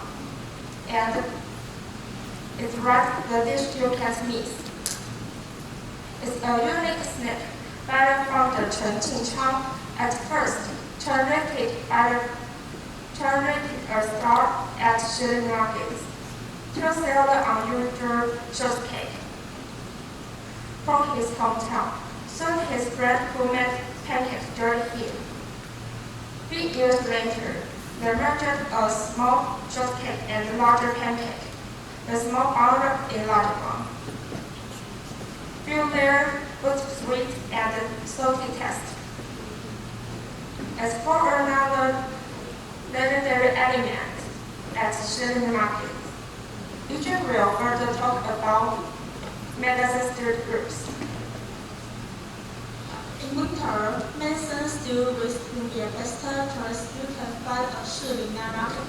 When traditional Chinese medicine, this dish helps people recover from illness and poverty. Referring to winter that a restaurant master will adopt, is stored a flavor for medicine still risk keeping yourself warm. Next, in central Taiwan, Gongcha Night Market is original base for immersion snack, including aloe vera, honey lemon juice, cress, pepper cakes, and so on. In addition, the food coming from Gongcha Night Market open from 7 p.m. to 1 a.m. along the entrance to Gongcha University. Furthermore, it's currently the largest night market in Taiwan. The addition served to a Taiwanese sausage with sticky rice and this market to be more tasteful and Gongcha Night Market. Taiwanese sausage with sticky rice is Taiwanese style park sausage sandwich with sticky rice sausage. Therefore, it's also known as Taiwanese hot dog. The Taiwanese sausage with sticky rice, original snack made by Hakka people in Hualien, were inborn and work. It became popular Taiwanese snacking in the 1990s and not a popular third sector. And not food at Gongcha Night Market. This bracket is brought with sticky rice. The pre-batch is bracket is custard sweet peanut powder. A best point is because star generally in pastry, the largest pastry is bracket run for his February will take a trip to Taiwan. The last but not least, the international tourist. The Night Market open for 7 p.m. to 2 a.m. is earlier pastry area in central Taiwan. It was. In 2010, the Night Market is more larger Night Market in the future Night Market Pakistan, choosing by the combination of the nut cook, papa milk, steamed tofu, and pure milk tea. In the Night Market, their customers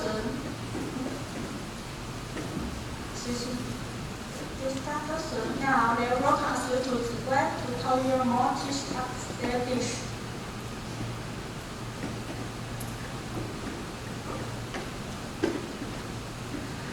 In Taiwan, papaya milk's uniqueness lies in a combination of fresh papaya and milk.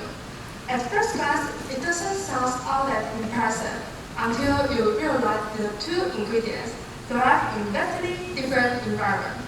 Besides, papaya milk now turns into the most representative coating in Taiwan. Next, stinky tofu is another traditional dish. If you hold your nose, it tastes just like a plain piece of fried tofu with soft pudding-like center. But what's the fun in eating that? In how deeply I relish the stench. The smell is quite strong, but it's an acquired taste. The smellier, the better. Mentioning the history of pearl milk tea in 1998, Liu Hanjie of Chishuitang Tea House in Taichung noted that Japanese people enjoy drinking cold coffee. Liu wanted to try different ways to make his favorite drink. Thus, he flavored the tapioca bowl with milk tea. Soon, the world of pearl milk tea cooled down. Liu's fancy finally turned pearl milk tea into the most typical beverage in Taiwan. It is not only a drink, but also a snack. With all these delicate snacks at night market in Taiwan, how often do you go to the night market then? Turning to the frequency of Taiwanese going to night market. According to the pie chart, 41% people go to night market every week, 21.3% people every 2 weeks. In other words, the culture of night market may have been a local mainstream recreation that enriches our lives during the nighttime.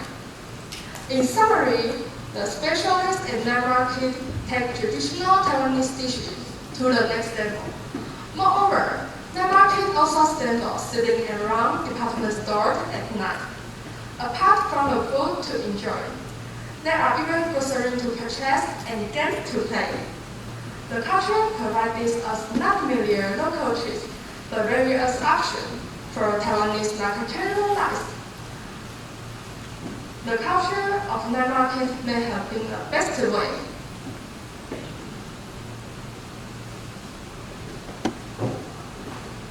Thank you for watching.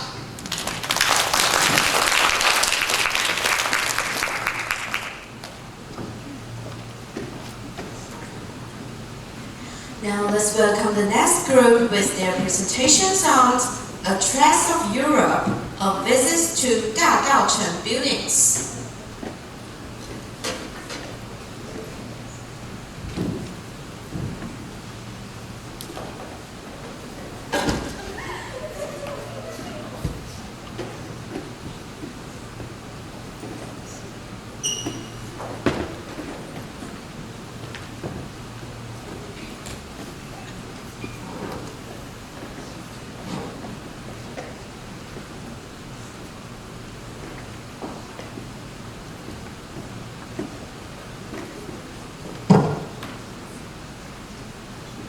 Hello everyone, our subject today is A Trace of Europe, a visit to Dadaocheng's buildings. Our story today started in the 1860s when the Qing dynasty was defeated in the Opium War and Danshui became the free trade port. In Dadaocheng, we can imagine how tea packages from Taiwan headed directly into British teacups. Thanks. Under the Japanese rule, the tea business in Dadaocheng was prosperous. A lot of products were imported. And after World War II, Dadaocheng gradually lost its function as a river port. And again, the region gradually lost its competitive edge. Dadaocheng is also known as Duaduxia. Since the mid-19th century, there have been Han settlements, Hanren. They carried their hardship but also hope. They built a new life here, just like those who sailed on the Mayflower or those settlers in Harlem, New York. The background of the slide is a painting by Guo Xuehu. It shows a life in Dadaocheng at its golden age. Now, on the third and fourth slide, we can see the Japanese neo-Baroque architect. This is a picture of presidential office building in Taiwan. The facade is a blend of traditional European elements like Renaissance, Baroque, and Neoclassicism. And this slide shows the state guest hall in Japan, the Akasaka Palace. The main building resembles the Harbor Palace in Austria. You may or may not know, the palace is one of the largest buildings constructed during the Meiji period. The buildings in Dadaocheng are full of stories. As we know, Dadaocheng used to be an important commercial area, so the buildings were designed for many purposes. The locals lived upstairs and ran their business on the ground floor. Those houses were long and narrow. When it comes to style, the architectures here reflect a mix of traditional Asian style and neo-Baroque elements. Yes, it is Watson's Zhuquanshi. Back in the early 19th century, Dr. Watson expanded his pharmacy business in Hong Kong. The famous drugstore chain from the United Kingdom is now over Taiwan and Hong Kong. 大稻埕 was the first place to have Watsons in Taiwan. 金泰祥 commercial firm, now the Taipei City Hotel. In the past, the building used to belong to Ye Jingtu, the pineapple king of Taiwan. Now, the first to third floors are reserved as historical sites. The red bricks and stone structures are in the classical Baroque style.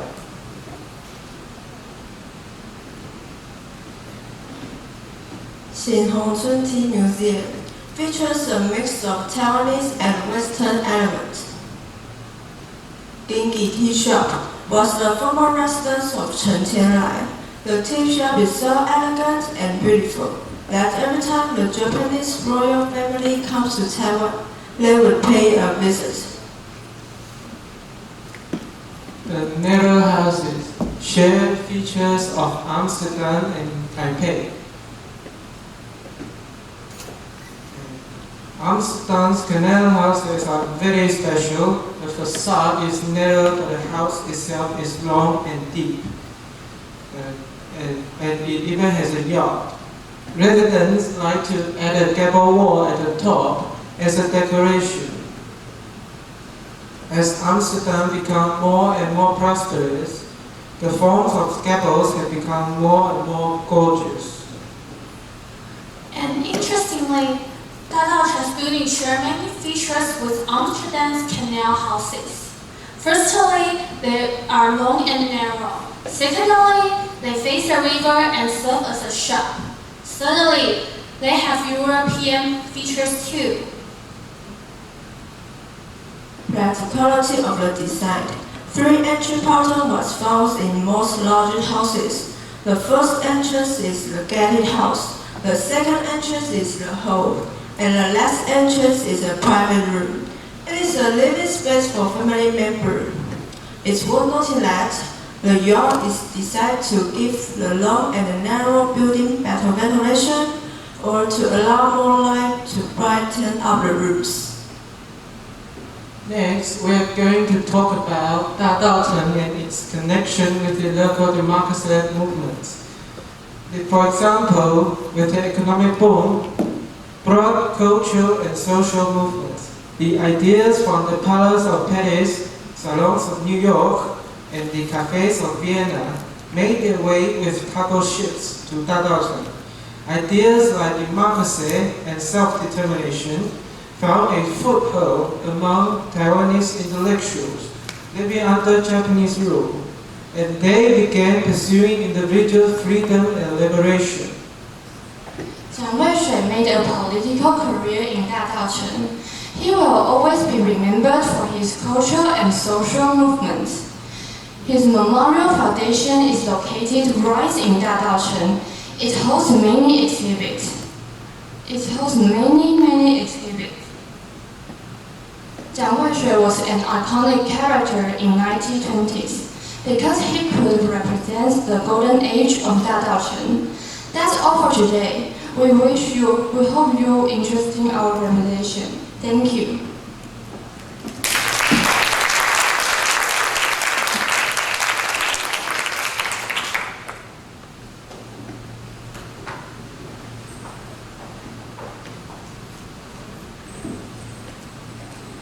That concludes our second section.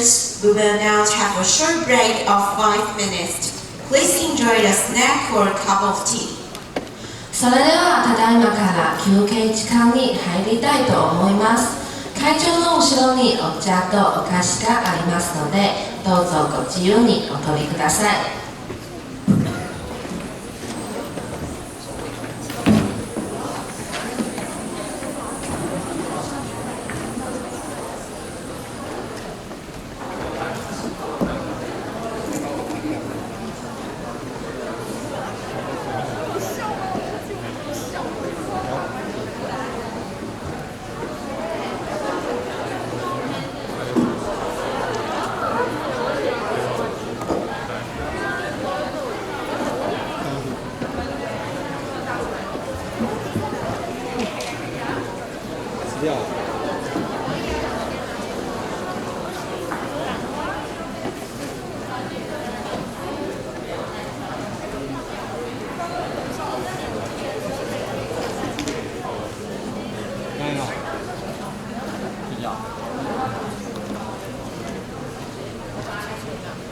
薯条，不知道吗？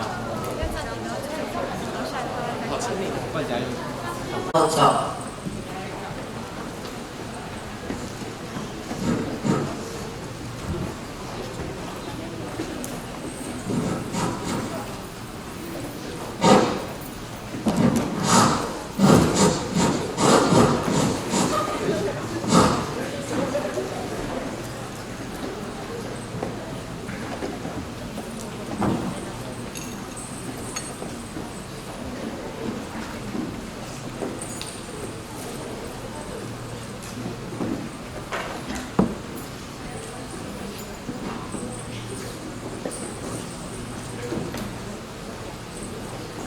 Good afternoon, honorable judges. I'm Shirley. I'm Gina. I'm Carria. Taiwan is one of the most popular attractions in the world. Since many tourists come and visit Taiwan, they may be curious about the culture of Taiwan.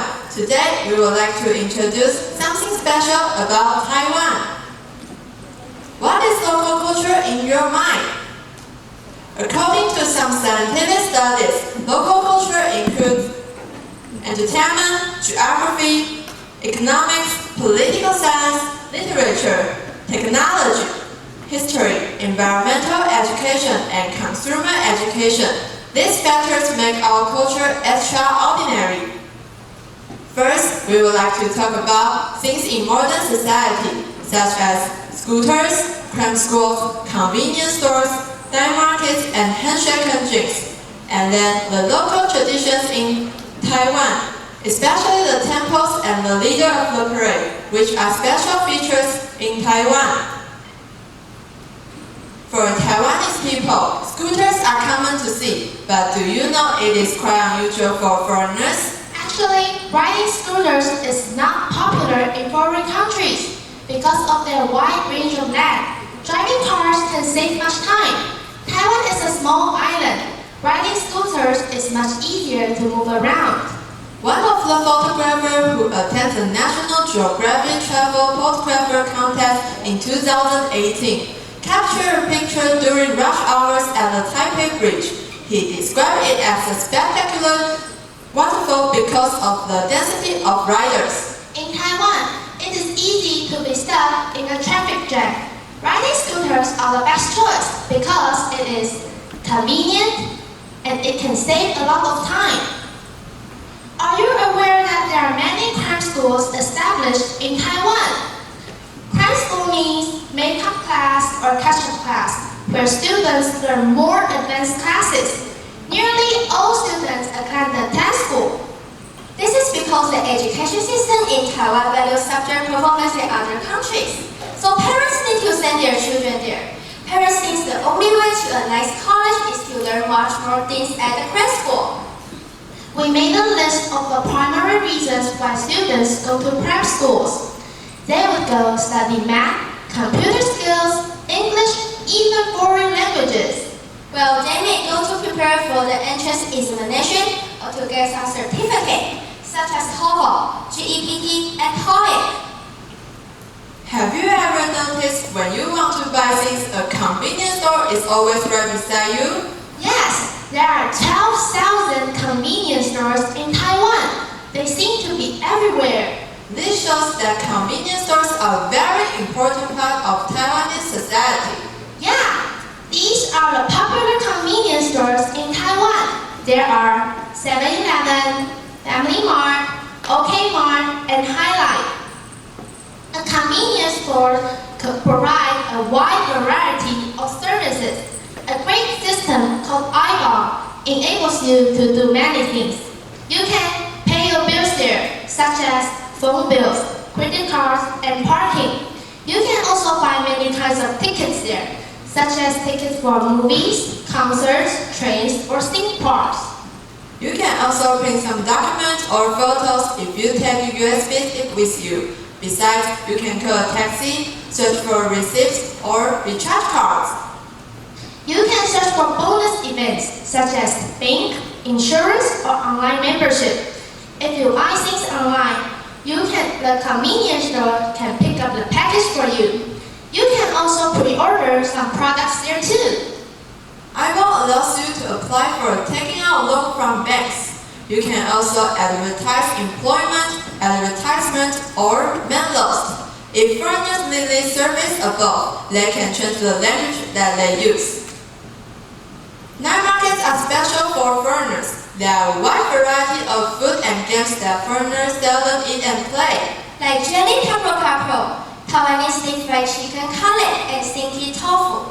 And guess that we can play our pinball, balloon darts, and ring toss. If you eat too much, you can play some games to digest, or you can shop for some fashionable clothes. There are some features of the night market. First, the food you buy can be taken out. You can simply order the food and take it home to enjoy. You can also eat while shopping around the night market. Second, things are cheap in the night market. The clothes and the food are much cheaper than those in specialty stores, especially the clothes. It is almost at discount anytime.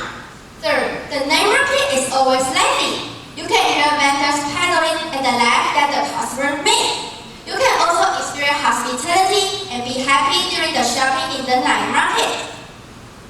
Handshake drinks are very convenient and popular in Taiwan. Taiwanese like to have them when they are working or studying. Drinking handshake drinks can help drinkers refresh themselves and feel relaxed. According to the survey, the most popular drink is tea variant, and it is also my favorite drink. The tea shop offers a lot of choices. Consumers can choose their favorite sugar level and the amount of ice. We can choose no sugar, low, half, less, or standard. As for ice, we can choose no ice, low, less, normal, or extra ice. The temples in Taiwan are decorated with abundance of artwork. When you step inside, you will be shocked by the delicate and special sculptures on the wall or on the roof. People might visit to pray, or to give offerings, or to communicate with the gods. The way they pray is to burn the incense sticks. If you see people throwing a red crescent-shaped wooden pot, which is called Zhao Bei, they are asking yes-no questions to the god. The landing position reveals your answer. Prayers will burn just paper money in temples too, because they want to ensure that their ancestors are literally that rich. We also take some restrictions from the temples too. First, don't point at the statue of the gods. Pointing at the statue of the gods is irreverence. Second, you cannot walk through the main gate. The word has it that the main gate is only for the god to walk through. Third, don't step on the threshold. The red threshold is said to have both practical and spiritual purpose. Practically, the bottom seal could prevent flood water from entering the temple. Spiritually, the seals could prevent unwanted spirits from entering the home of the gods. Taiwanese religious festivals and temple fairs feature colorful parade and captivating performances. Every time the deities of Taiwanese go around the border, they will hide gentle to participate in the parade to increase lively atmosphere, such as Maju pilgrimage. These performance troops wear gorgeous clothes, walk on steel, and perform acrobatics. The Bajianjiang, drum corps, and Santais will also perform with the zhentou. In conclusion, the personality of Taiwanese is the main point that brings up our culture. First, hospitality. We love to share things with our family and friends. Second, friendly. As everyone knows, we are kind and generous to people. If people need some help, we're willing to help them. Third, we obey to our traditions, such as rules in temple or things to do in Chinese New Year. We follow what the ancestors teach us and pass it on to our next generation. Last, we're diligent. We're diligent workers that works very hard. We believe it is the key to success. Great personality lead us to a fabulous culture. These are the references we use to search for more information. This is the end of our presentation. We hope you learn a lot more about Taiwanese culture. Next time when you visit, don't forget to give it a try. Thank you. Hi, wonderful.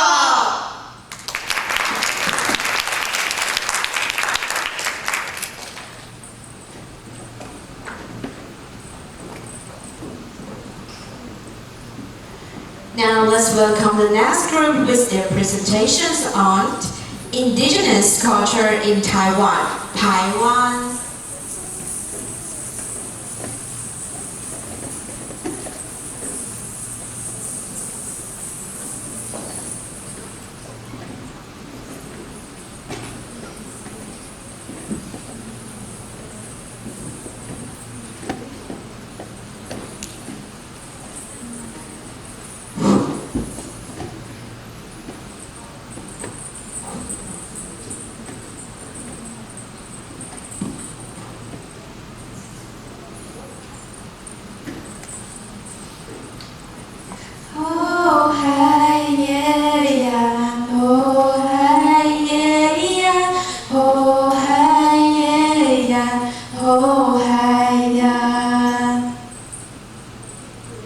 Attention, good afternoon, everyone.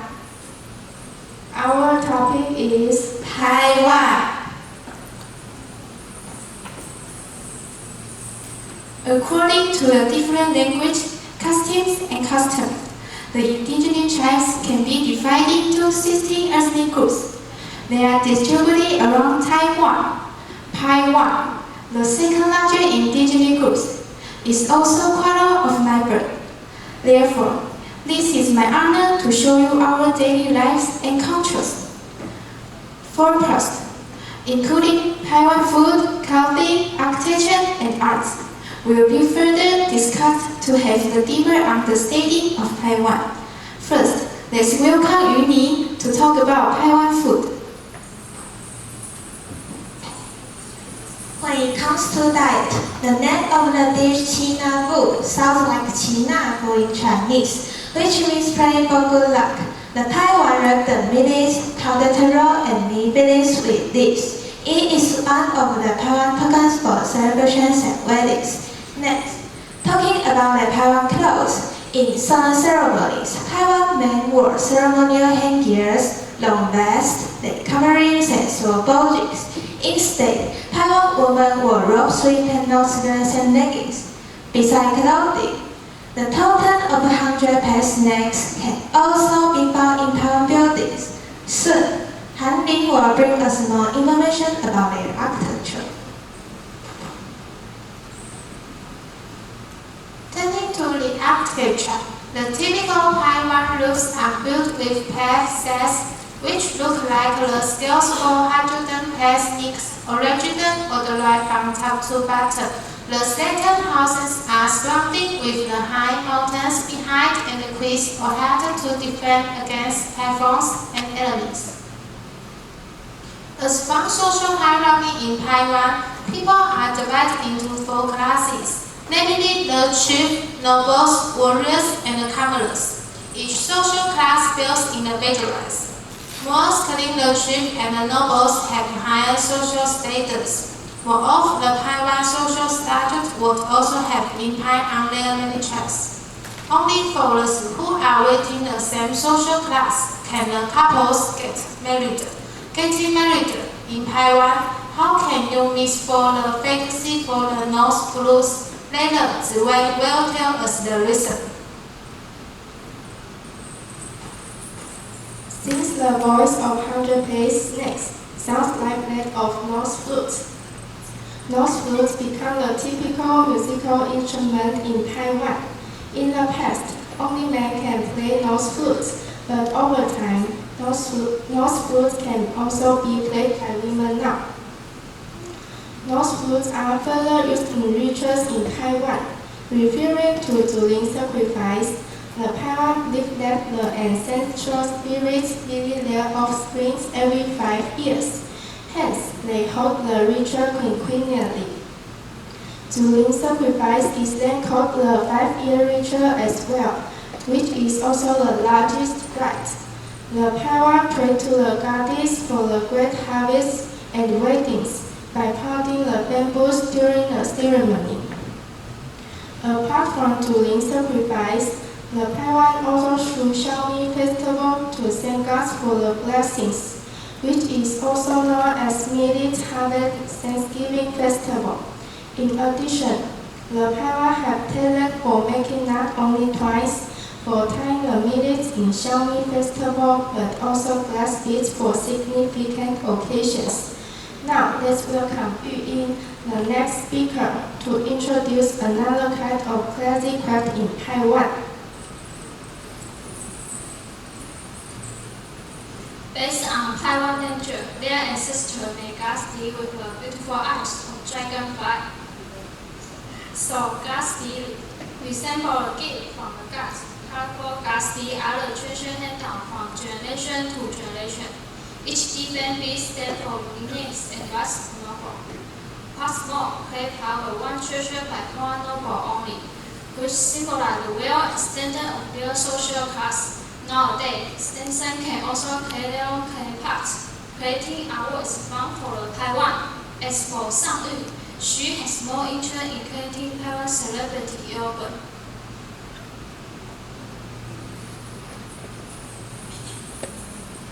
This is definitely my passion to introduce our Taiwan singers. Max Carr is from the Taiwan ethnic groups in Taidong. He is good at playing guitar. At the beginning, he was a member in the orchestra. With the encouragement from his friends, Max Carr signed up for the Aboriginal competition organized by the Information in 2008. After the competition, Max Carr successfully created Mado Bado in his native language and won the first prize in Aboriginal category and started his new chapter in music field. Likewise, Power Station is a Taiwanese rock band composed of Liu Chexing and Yan Zhilin from Taiwan tribe in Pingdong. Their music is characterized by their energetic rock ballads and the electric rock dance. In conclusion, thanks to the friendly environment from multi-cultures in Taiwan, since everyone pays respect to the faithful beliefs of other tribes, the whole society can be harmonious. As a result, different skin colors and language can own the first prize, can therefore unite as one better society. I am proud of being a member of Taiwan in Taiwan.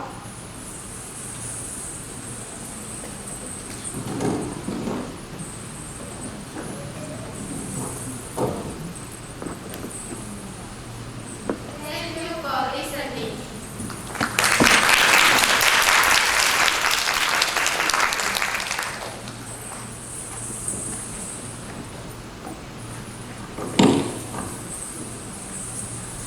Now let's welcome the next group with their presentation on Searching for 1920s.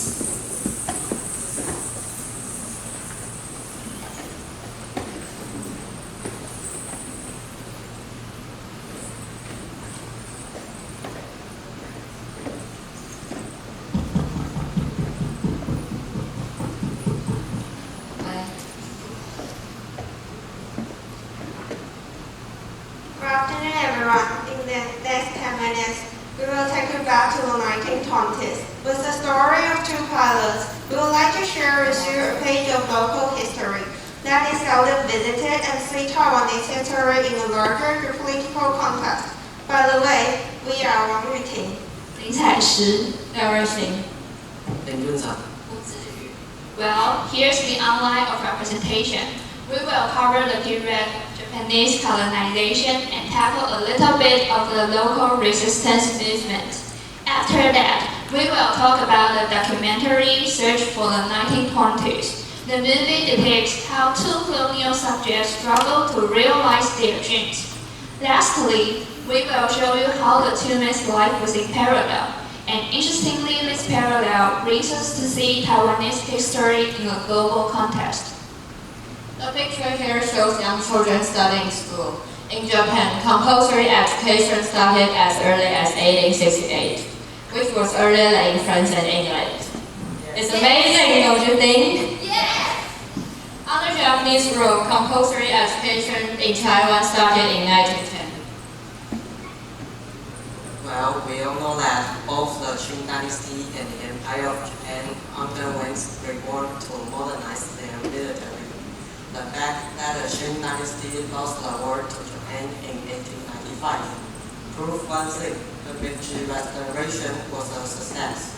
In the Treaty of Shimonoseki, China recognized the total independence of Korea and ceded the Liaodong Peninsula, Taiwan, and Honshu Islands to Japan, thus starting the period of Japanese colonization in Taiwan, which ended in 1945. Yes, we can know during the 50 years, there were many resistance movements. In 1895, the Republic of Formosa was founded, but sadly, it only lasted 184 days before it was defeated by Japan. The Tapan incident, 西来岸事件, in 1915 was one of the largest armed uprisings. Later, most anti-colonial demonstrations took the form of cultural resistance. The period of Japanese occupation is a time of colonization, but it is also a time of modernization. The documentary we want to share with you talks about two pilots. One is from Taiwan and the other is from Korea. What is their connection? Apart from their passion for flying, they also share a sense of justice and they both go for equal treatment for their own peoples. Thank you. I often think that history is full of coincidences. 谢文达and An Changnan were born in the same year in 1901 and brought up under Japanese rule. Both were inspired by American pilot Arthur Smith and later attending the flying school in Japan. They were the first persons to fly over their homelands, but their similarities do not end here. You know what? Both were engaged in democracy movements against Japanese colonization. Here's a picture of Xie Wenda in a Japanese uniform. He died in Taipei at the age of 82. And this is a picture of An Changnan dressed in Western style uniform. He died in China where he served as a flying instructor to help Chinese fight against Japan. He died in a plane crash before he turned 30. In other words, he died very young. Thank you. Now, let me tell you something about Xie Wenda's part in the democratic movement. Jiang Weishui believed Taiwanese should have their own parliament. So in 1923, Jiang Weishui and others went to Tokyo to present a petition. He believed a Taiwanese parliament would allow Taiwan to self-rule, and only in this way, Taiwanese would be treated with dignity under Japanese rule. Jiang Weishui persuaded Xie Wenda to join him and managed to get enough donation to buy a new airplane. On February 11, 1923, Xie Wenda flew over the sky of Tokyo, dropping tens of thousands of leaflets in Japanese, making an appeal for a Taiwanese parliament. The Japanese general in Taiwan was furious about Xie Wenda's involvement, and therefore Xie Wenda lost every opportunity of working in the region. He could no longer fly in Japan. Personally, I can only imagine how surprised people in Tokyo were when they witnessed the act on that day. The demonstration was reported in Japanese newspapers. Although Jiang Weishui and Xie Wenda didn't succeed, they certainly attracted much attention for their cause.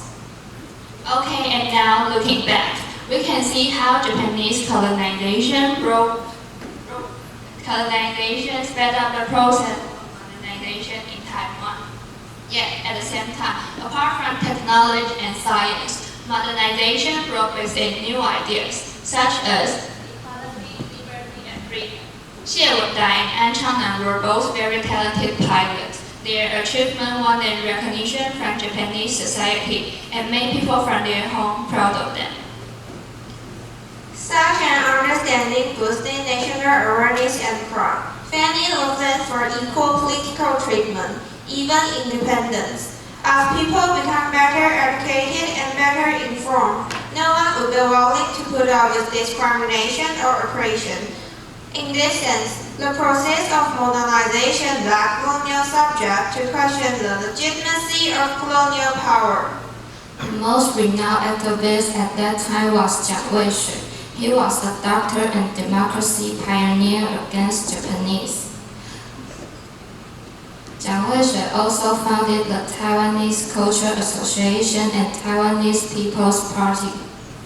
In his clinical note, 临床诊断书, he diagnosed the problems in Taiwanese society and attributed the symptoms to Japanese colonization. He then concluded that the only cure for Taiwan was education.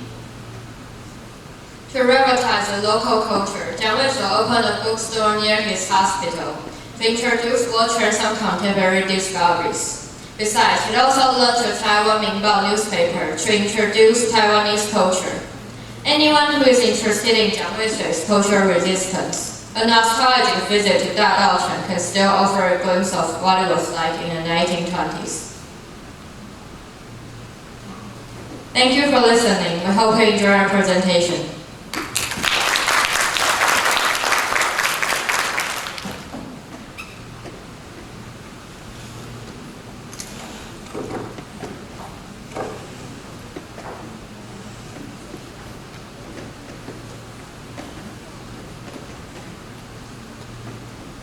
次は第14組、北韓への旅、まず文化ツアー。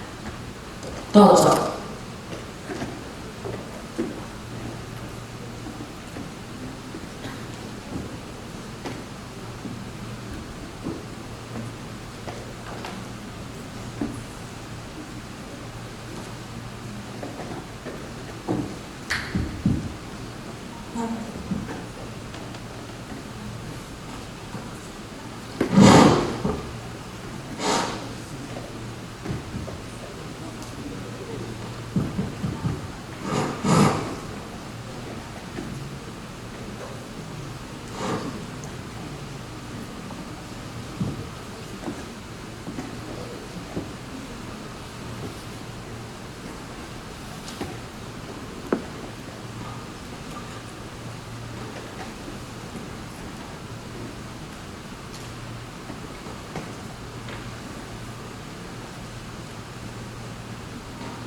皆さん、こんにちは。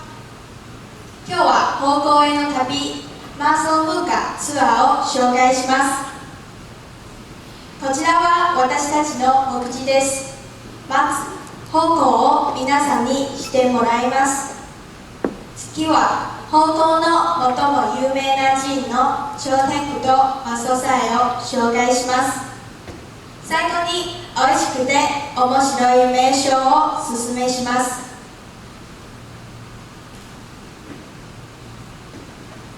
方向市。ここは台湾5年県の町です。教書は文化でした。日本の時代に台湾の猫と呼ばれることがありました。方向頂天宮。方向頂天宮は台湾の魔造廟です。1694年に創建されて、台湾の魔造廟の祖母さんとして古くから創建を受けていた。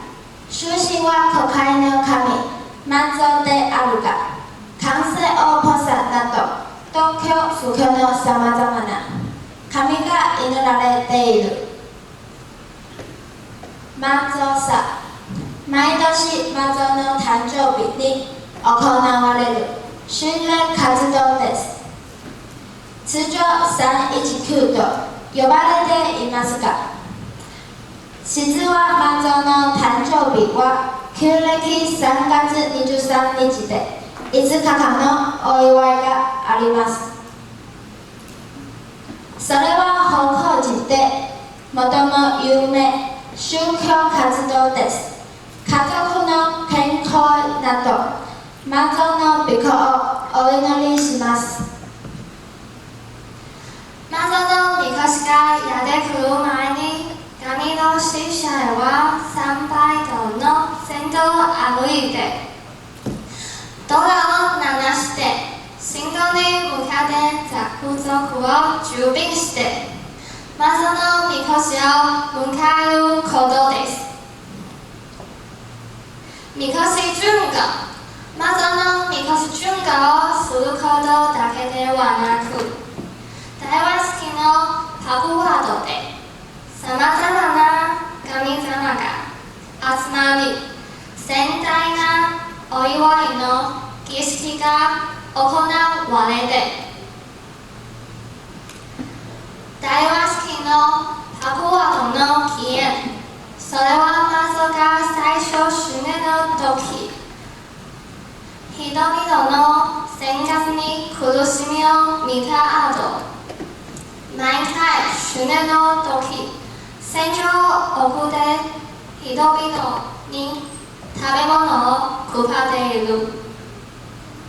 台湾式のパコワードから私キャンティはヘランドと呼ばれていました。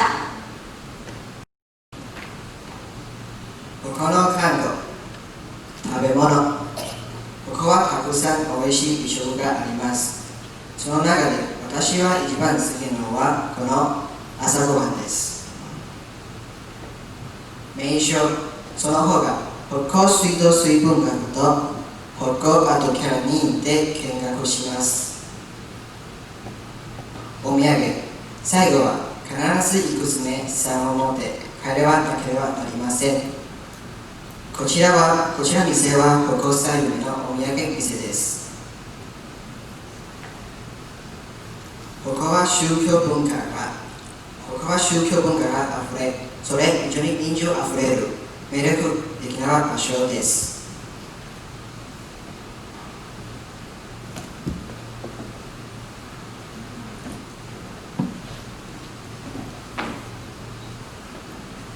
以上、私たちのプレゼンテーションです。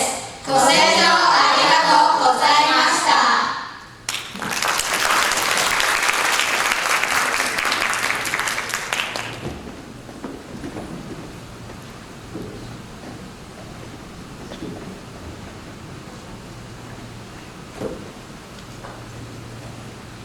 Now let's welcome the next group with their presentation on the management of 7-Eleven checkout free stores.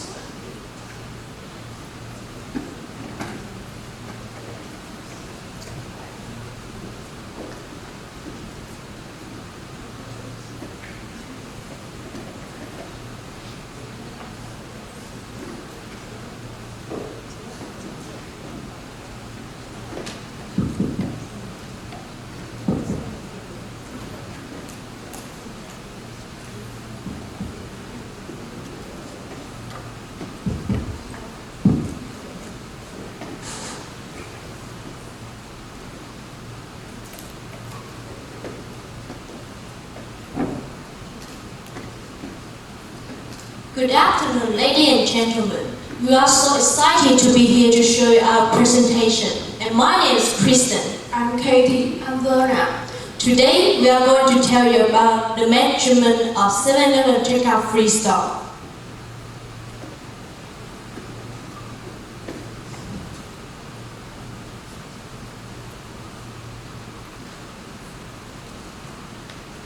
Okay, first of all, what is the checkout free store? It is an automated equipment and it uses an advanced machine to assist consumer in the process of purchasing goods.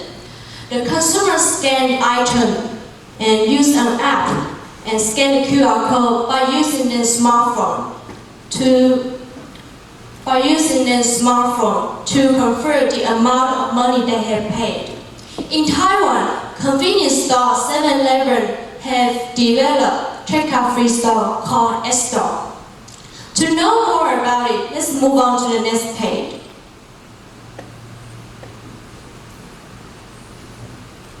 The 7-Eleven X Store in Taiwan. The 7-Eleven X Store is the first checkout free store in Taiwan. The X Store means exploration, experience, and excellence. A variety of software and hardware systems help you operate a series of services.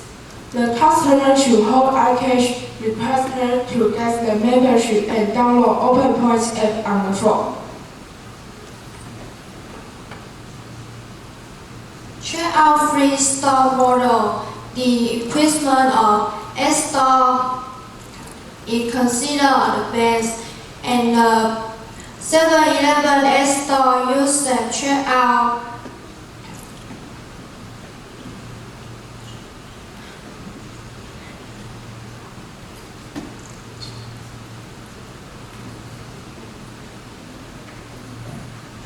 electronic payment and other functions.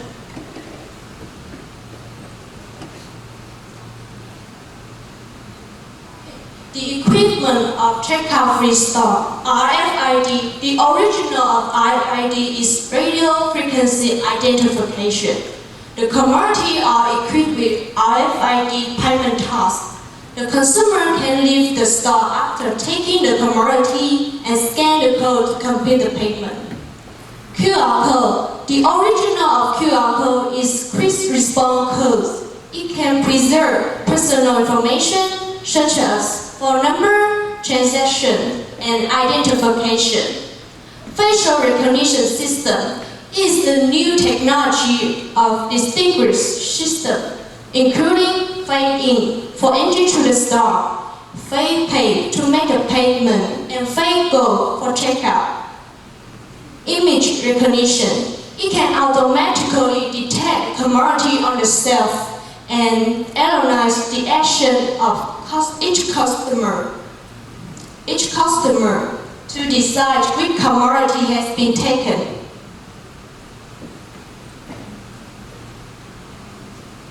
SWOT analysis. First, strengths. The customers don't need to wait in line. There is no cashier and all operated by machines. Second, weakness.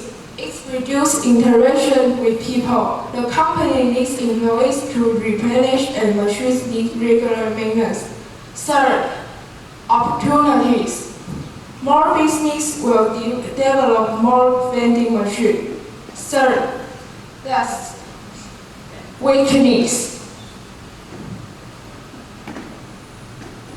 Most of workers will lose their jobs.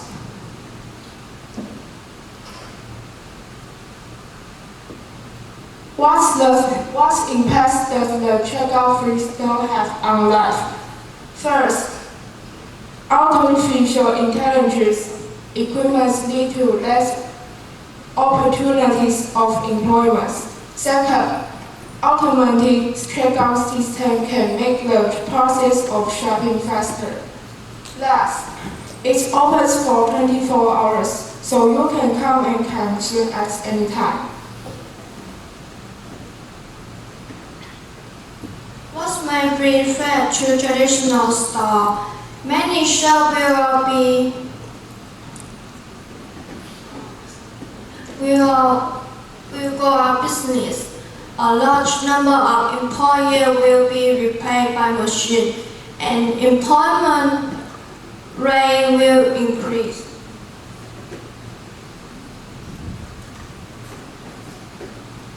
Questionnaire analysis. We choose the one of questionnaire. The question is, how often do the people go to the convenience store? Less than 30% people go to the convenience store. Because most of people surveyed this time live in suburbs, convenience stores are mostly located in urban areas.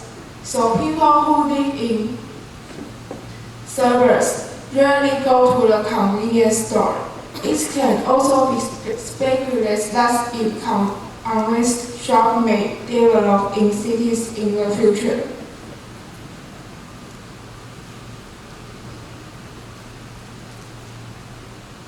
In the end, I want to conclude my presentation with a few points. The following is our summaries. We use questionnaire analysis, SWOT, and other information related to a main store. We find the way they operate in business modernization functions. And we take many advantages, ways such as iCash, credit card, and so on, saving a lot of manpower expenditures and reducing the time customers wait in line for checkout. Make customers have brand new experience. And this is our references.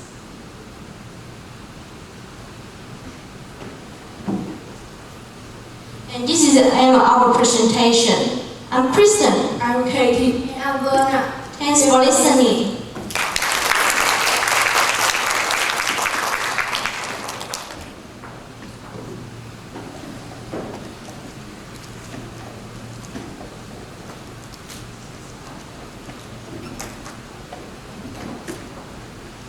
That concludes our presentation today. Thanks to all the participants for your excellent performance. There will now be a short break while we calculate the final scores and confer with the judges. 本日のプレゼン発表はここまで終わります。成績の集計が終わるまでしばらくお休みください。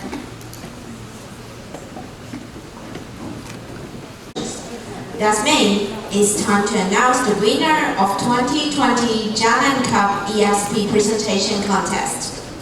Before we do that, we would like to invite judges to make some comments about today's presentation. Let's welcome Hayashi Takeaki.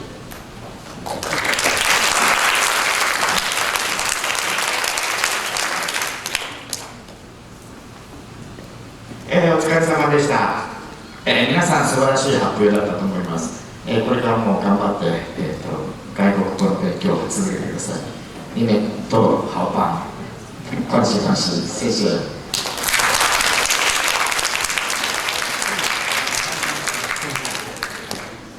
And then we welcome Damien.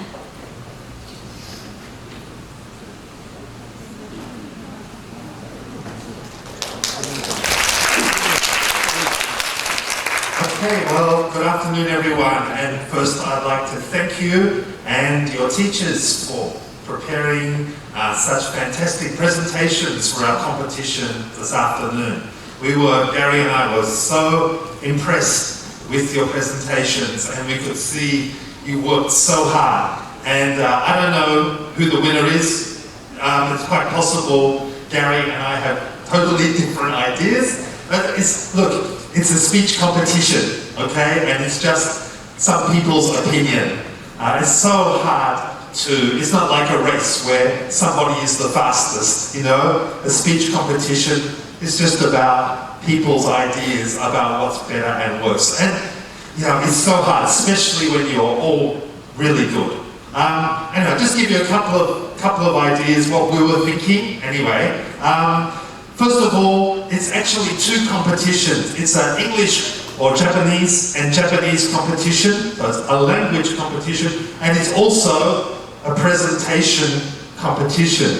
Now, as far as the language skills go, I thought all of you, your English speaking was confident and clear and fluent and, you know, very, very good. You're obviously all the best in your school, and I can see that, and, you know, it was very, very impressive. Now, for the presentation skills, it's kind of different people have different ideas about what's a good presentation, and we saw very different kinds of presentations. Some of you, when you're talking about culture, you chose to introduce a whole lot of different things, many, many different aspects of Taiwan's culture. And I think someone who just came to Taiwan or who didn't know much about Taiwan would be really interested in that. Now, some of you chose one topic and went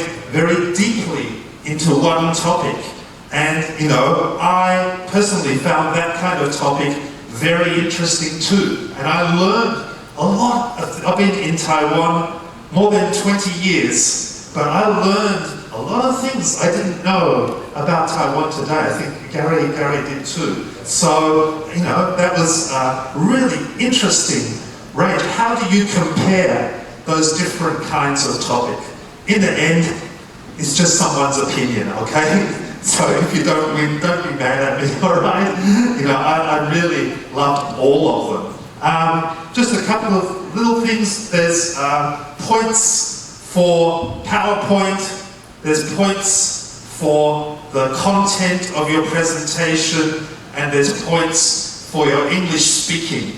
And we give you points and then they all add up. So it might be, you know, the team with the best English might not be the team that gets the first prize. Because remember, the content, the PowerPoint, they all have points too. So, and there were some teams, I thought, who had very excellent English, but maybe the presentation of the PowerPoint wasn't quite so good. And the other way around, some who had excellent presentation skills, maybe their English wasn't quite so fluent. So in the end, I don't know which one won, the English or the presentation. We'll have to wait and see. But don't be surprised if you think, hey, I think my English is better than them. How come they did better than me? That's quite possible. That's this kind of competition is like that. Okay? So, you don't want to hear me, you want to know the winners, right? And so do I. I'm going to be very curious about who won this competition. But I think whoever wins, you and your teachers should all be really proud to get up here and do such good presentations in front of an audience and judges. You know, it's a difficult thing to do and you should be really proud. So it's my pleasure to listen to your presentations this afternoon. Thank you so much and keep going more and more competitions because you're good. Okay, thank you. Thank you, Damien.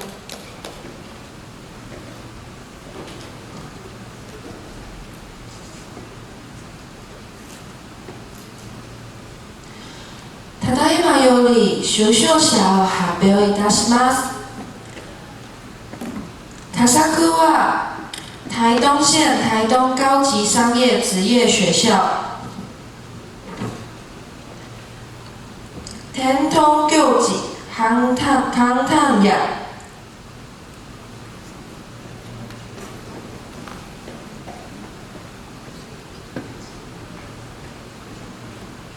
こちらへどうぞ。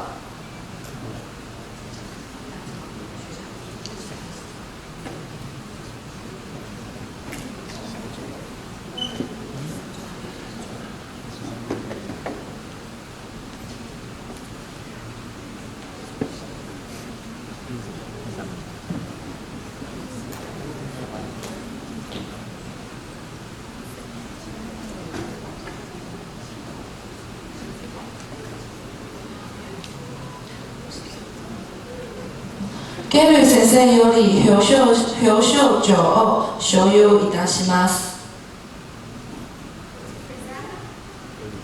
To present the prize, please welcome our judge, Gary.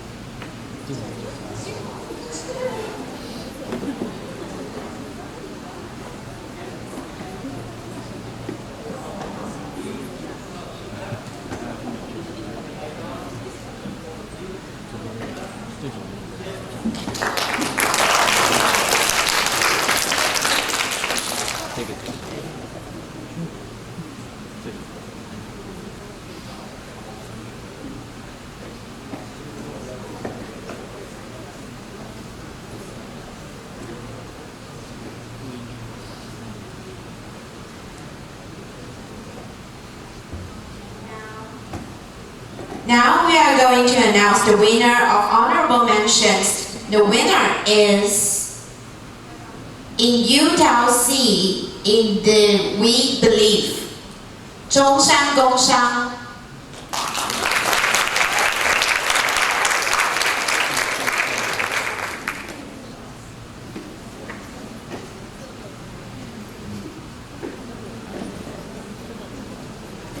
To present the prize, please welcome our judge, Gary.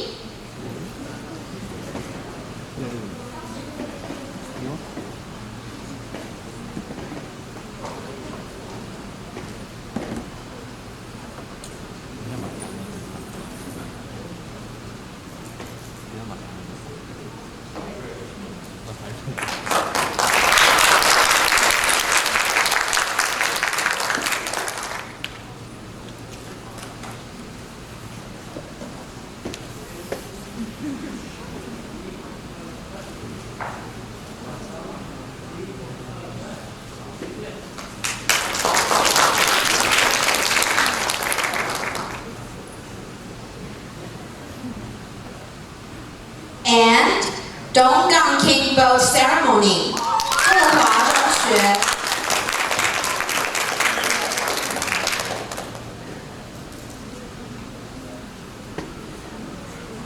To present the prize, please welcome our judge Gary.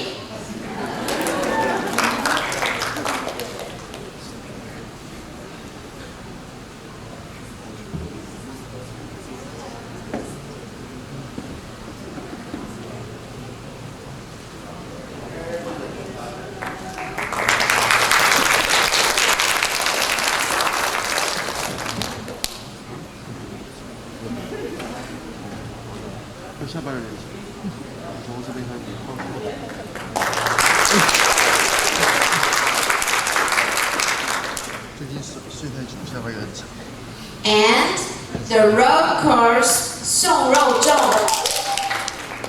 富华中学。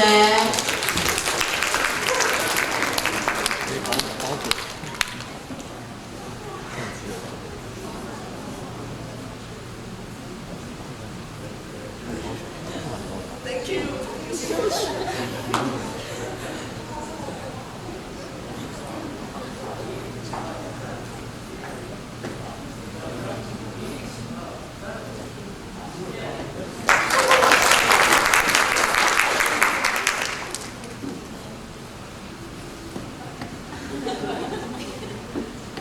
And then, searching for 1920s, 复兴高中。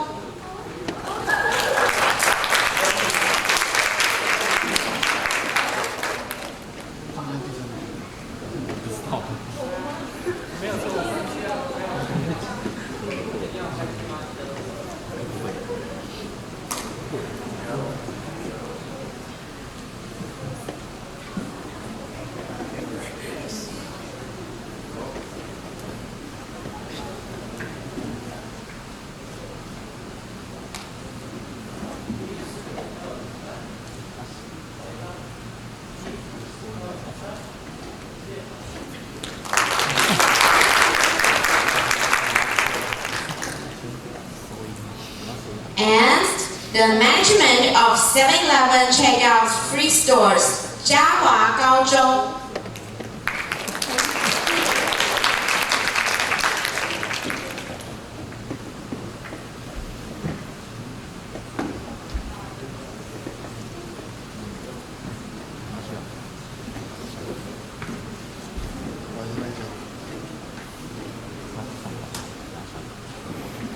那下来要吃什么？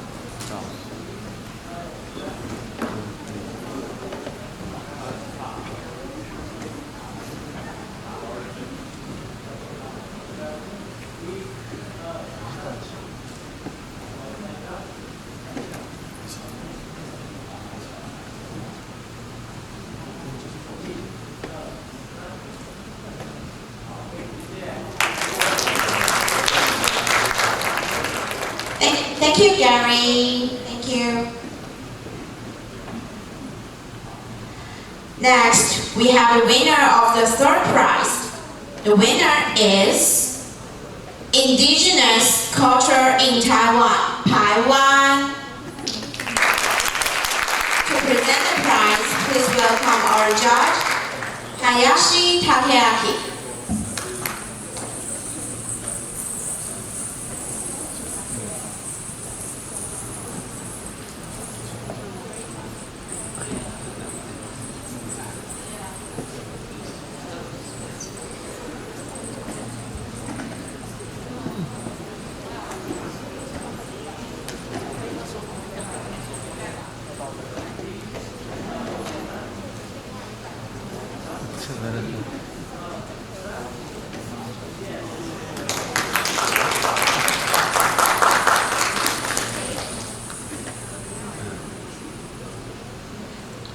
Thank you, Hayashi Takeaki.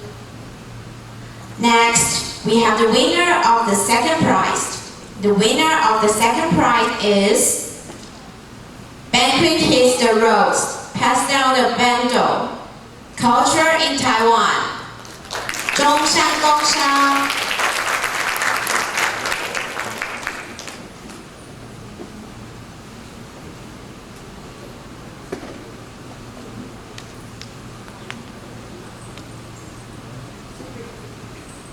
To present the prize, please welcome our judge, Damien.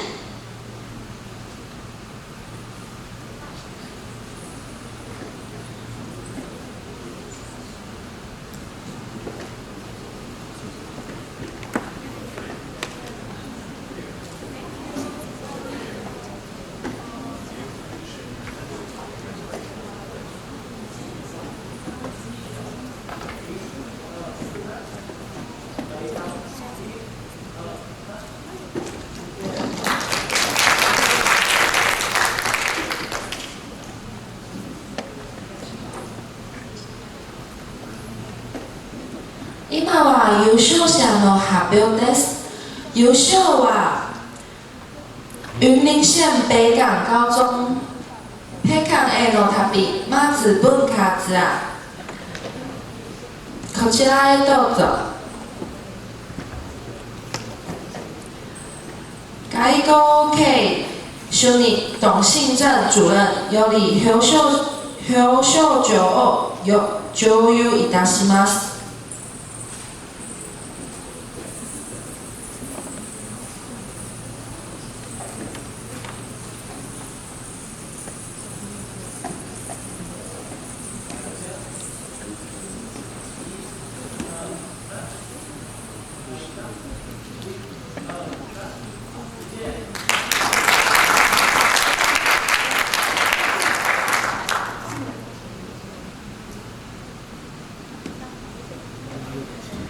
And now it's time to announce the winner of the first prize. It's so excited. The first prize in the 2020 Jiangnan Cup ESP presentation contest goes to Taiwanese culture, Tainan Kaoshang. To present the prize, please welcome Professor Dong.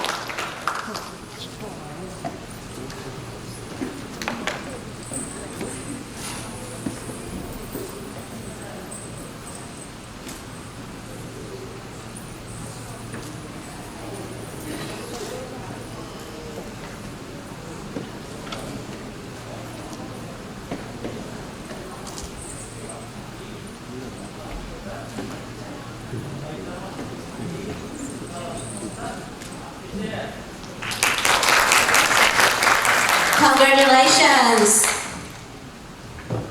Thank you, Professor Dong. That concludes our competition today. Thank you to all the students and teachers who participate. And thank you to our audience. Please be sure to collect all your belongings and take care on the way home. Bye! おめでとうございます。本日のコンクールは以上をもちしまして終了いたします。本日はご来場いただき誠にありがとうございました。なお、お帰りの際はお忘れ物をなさいませよう。お気をつけてくださいませ。さようなら。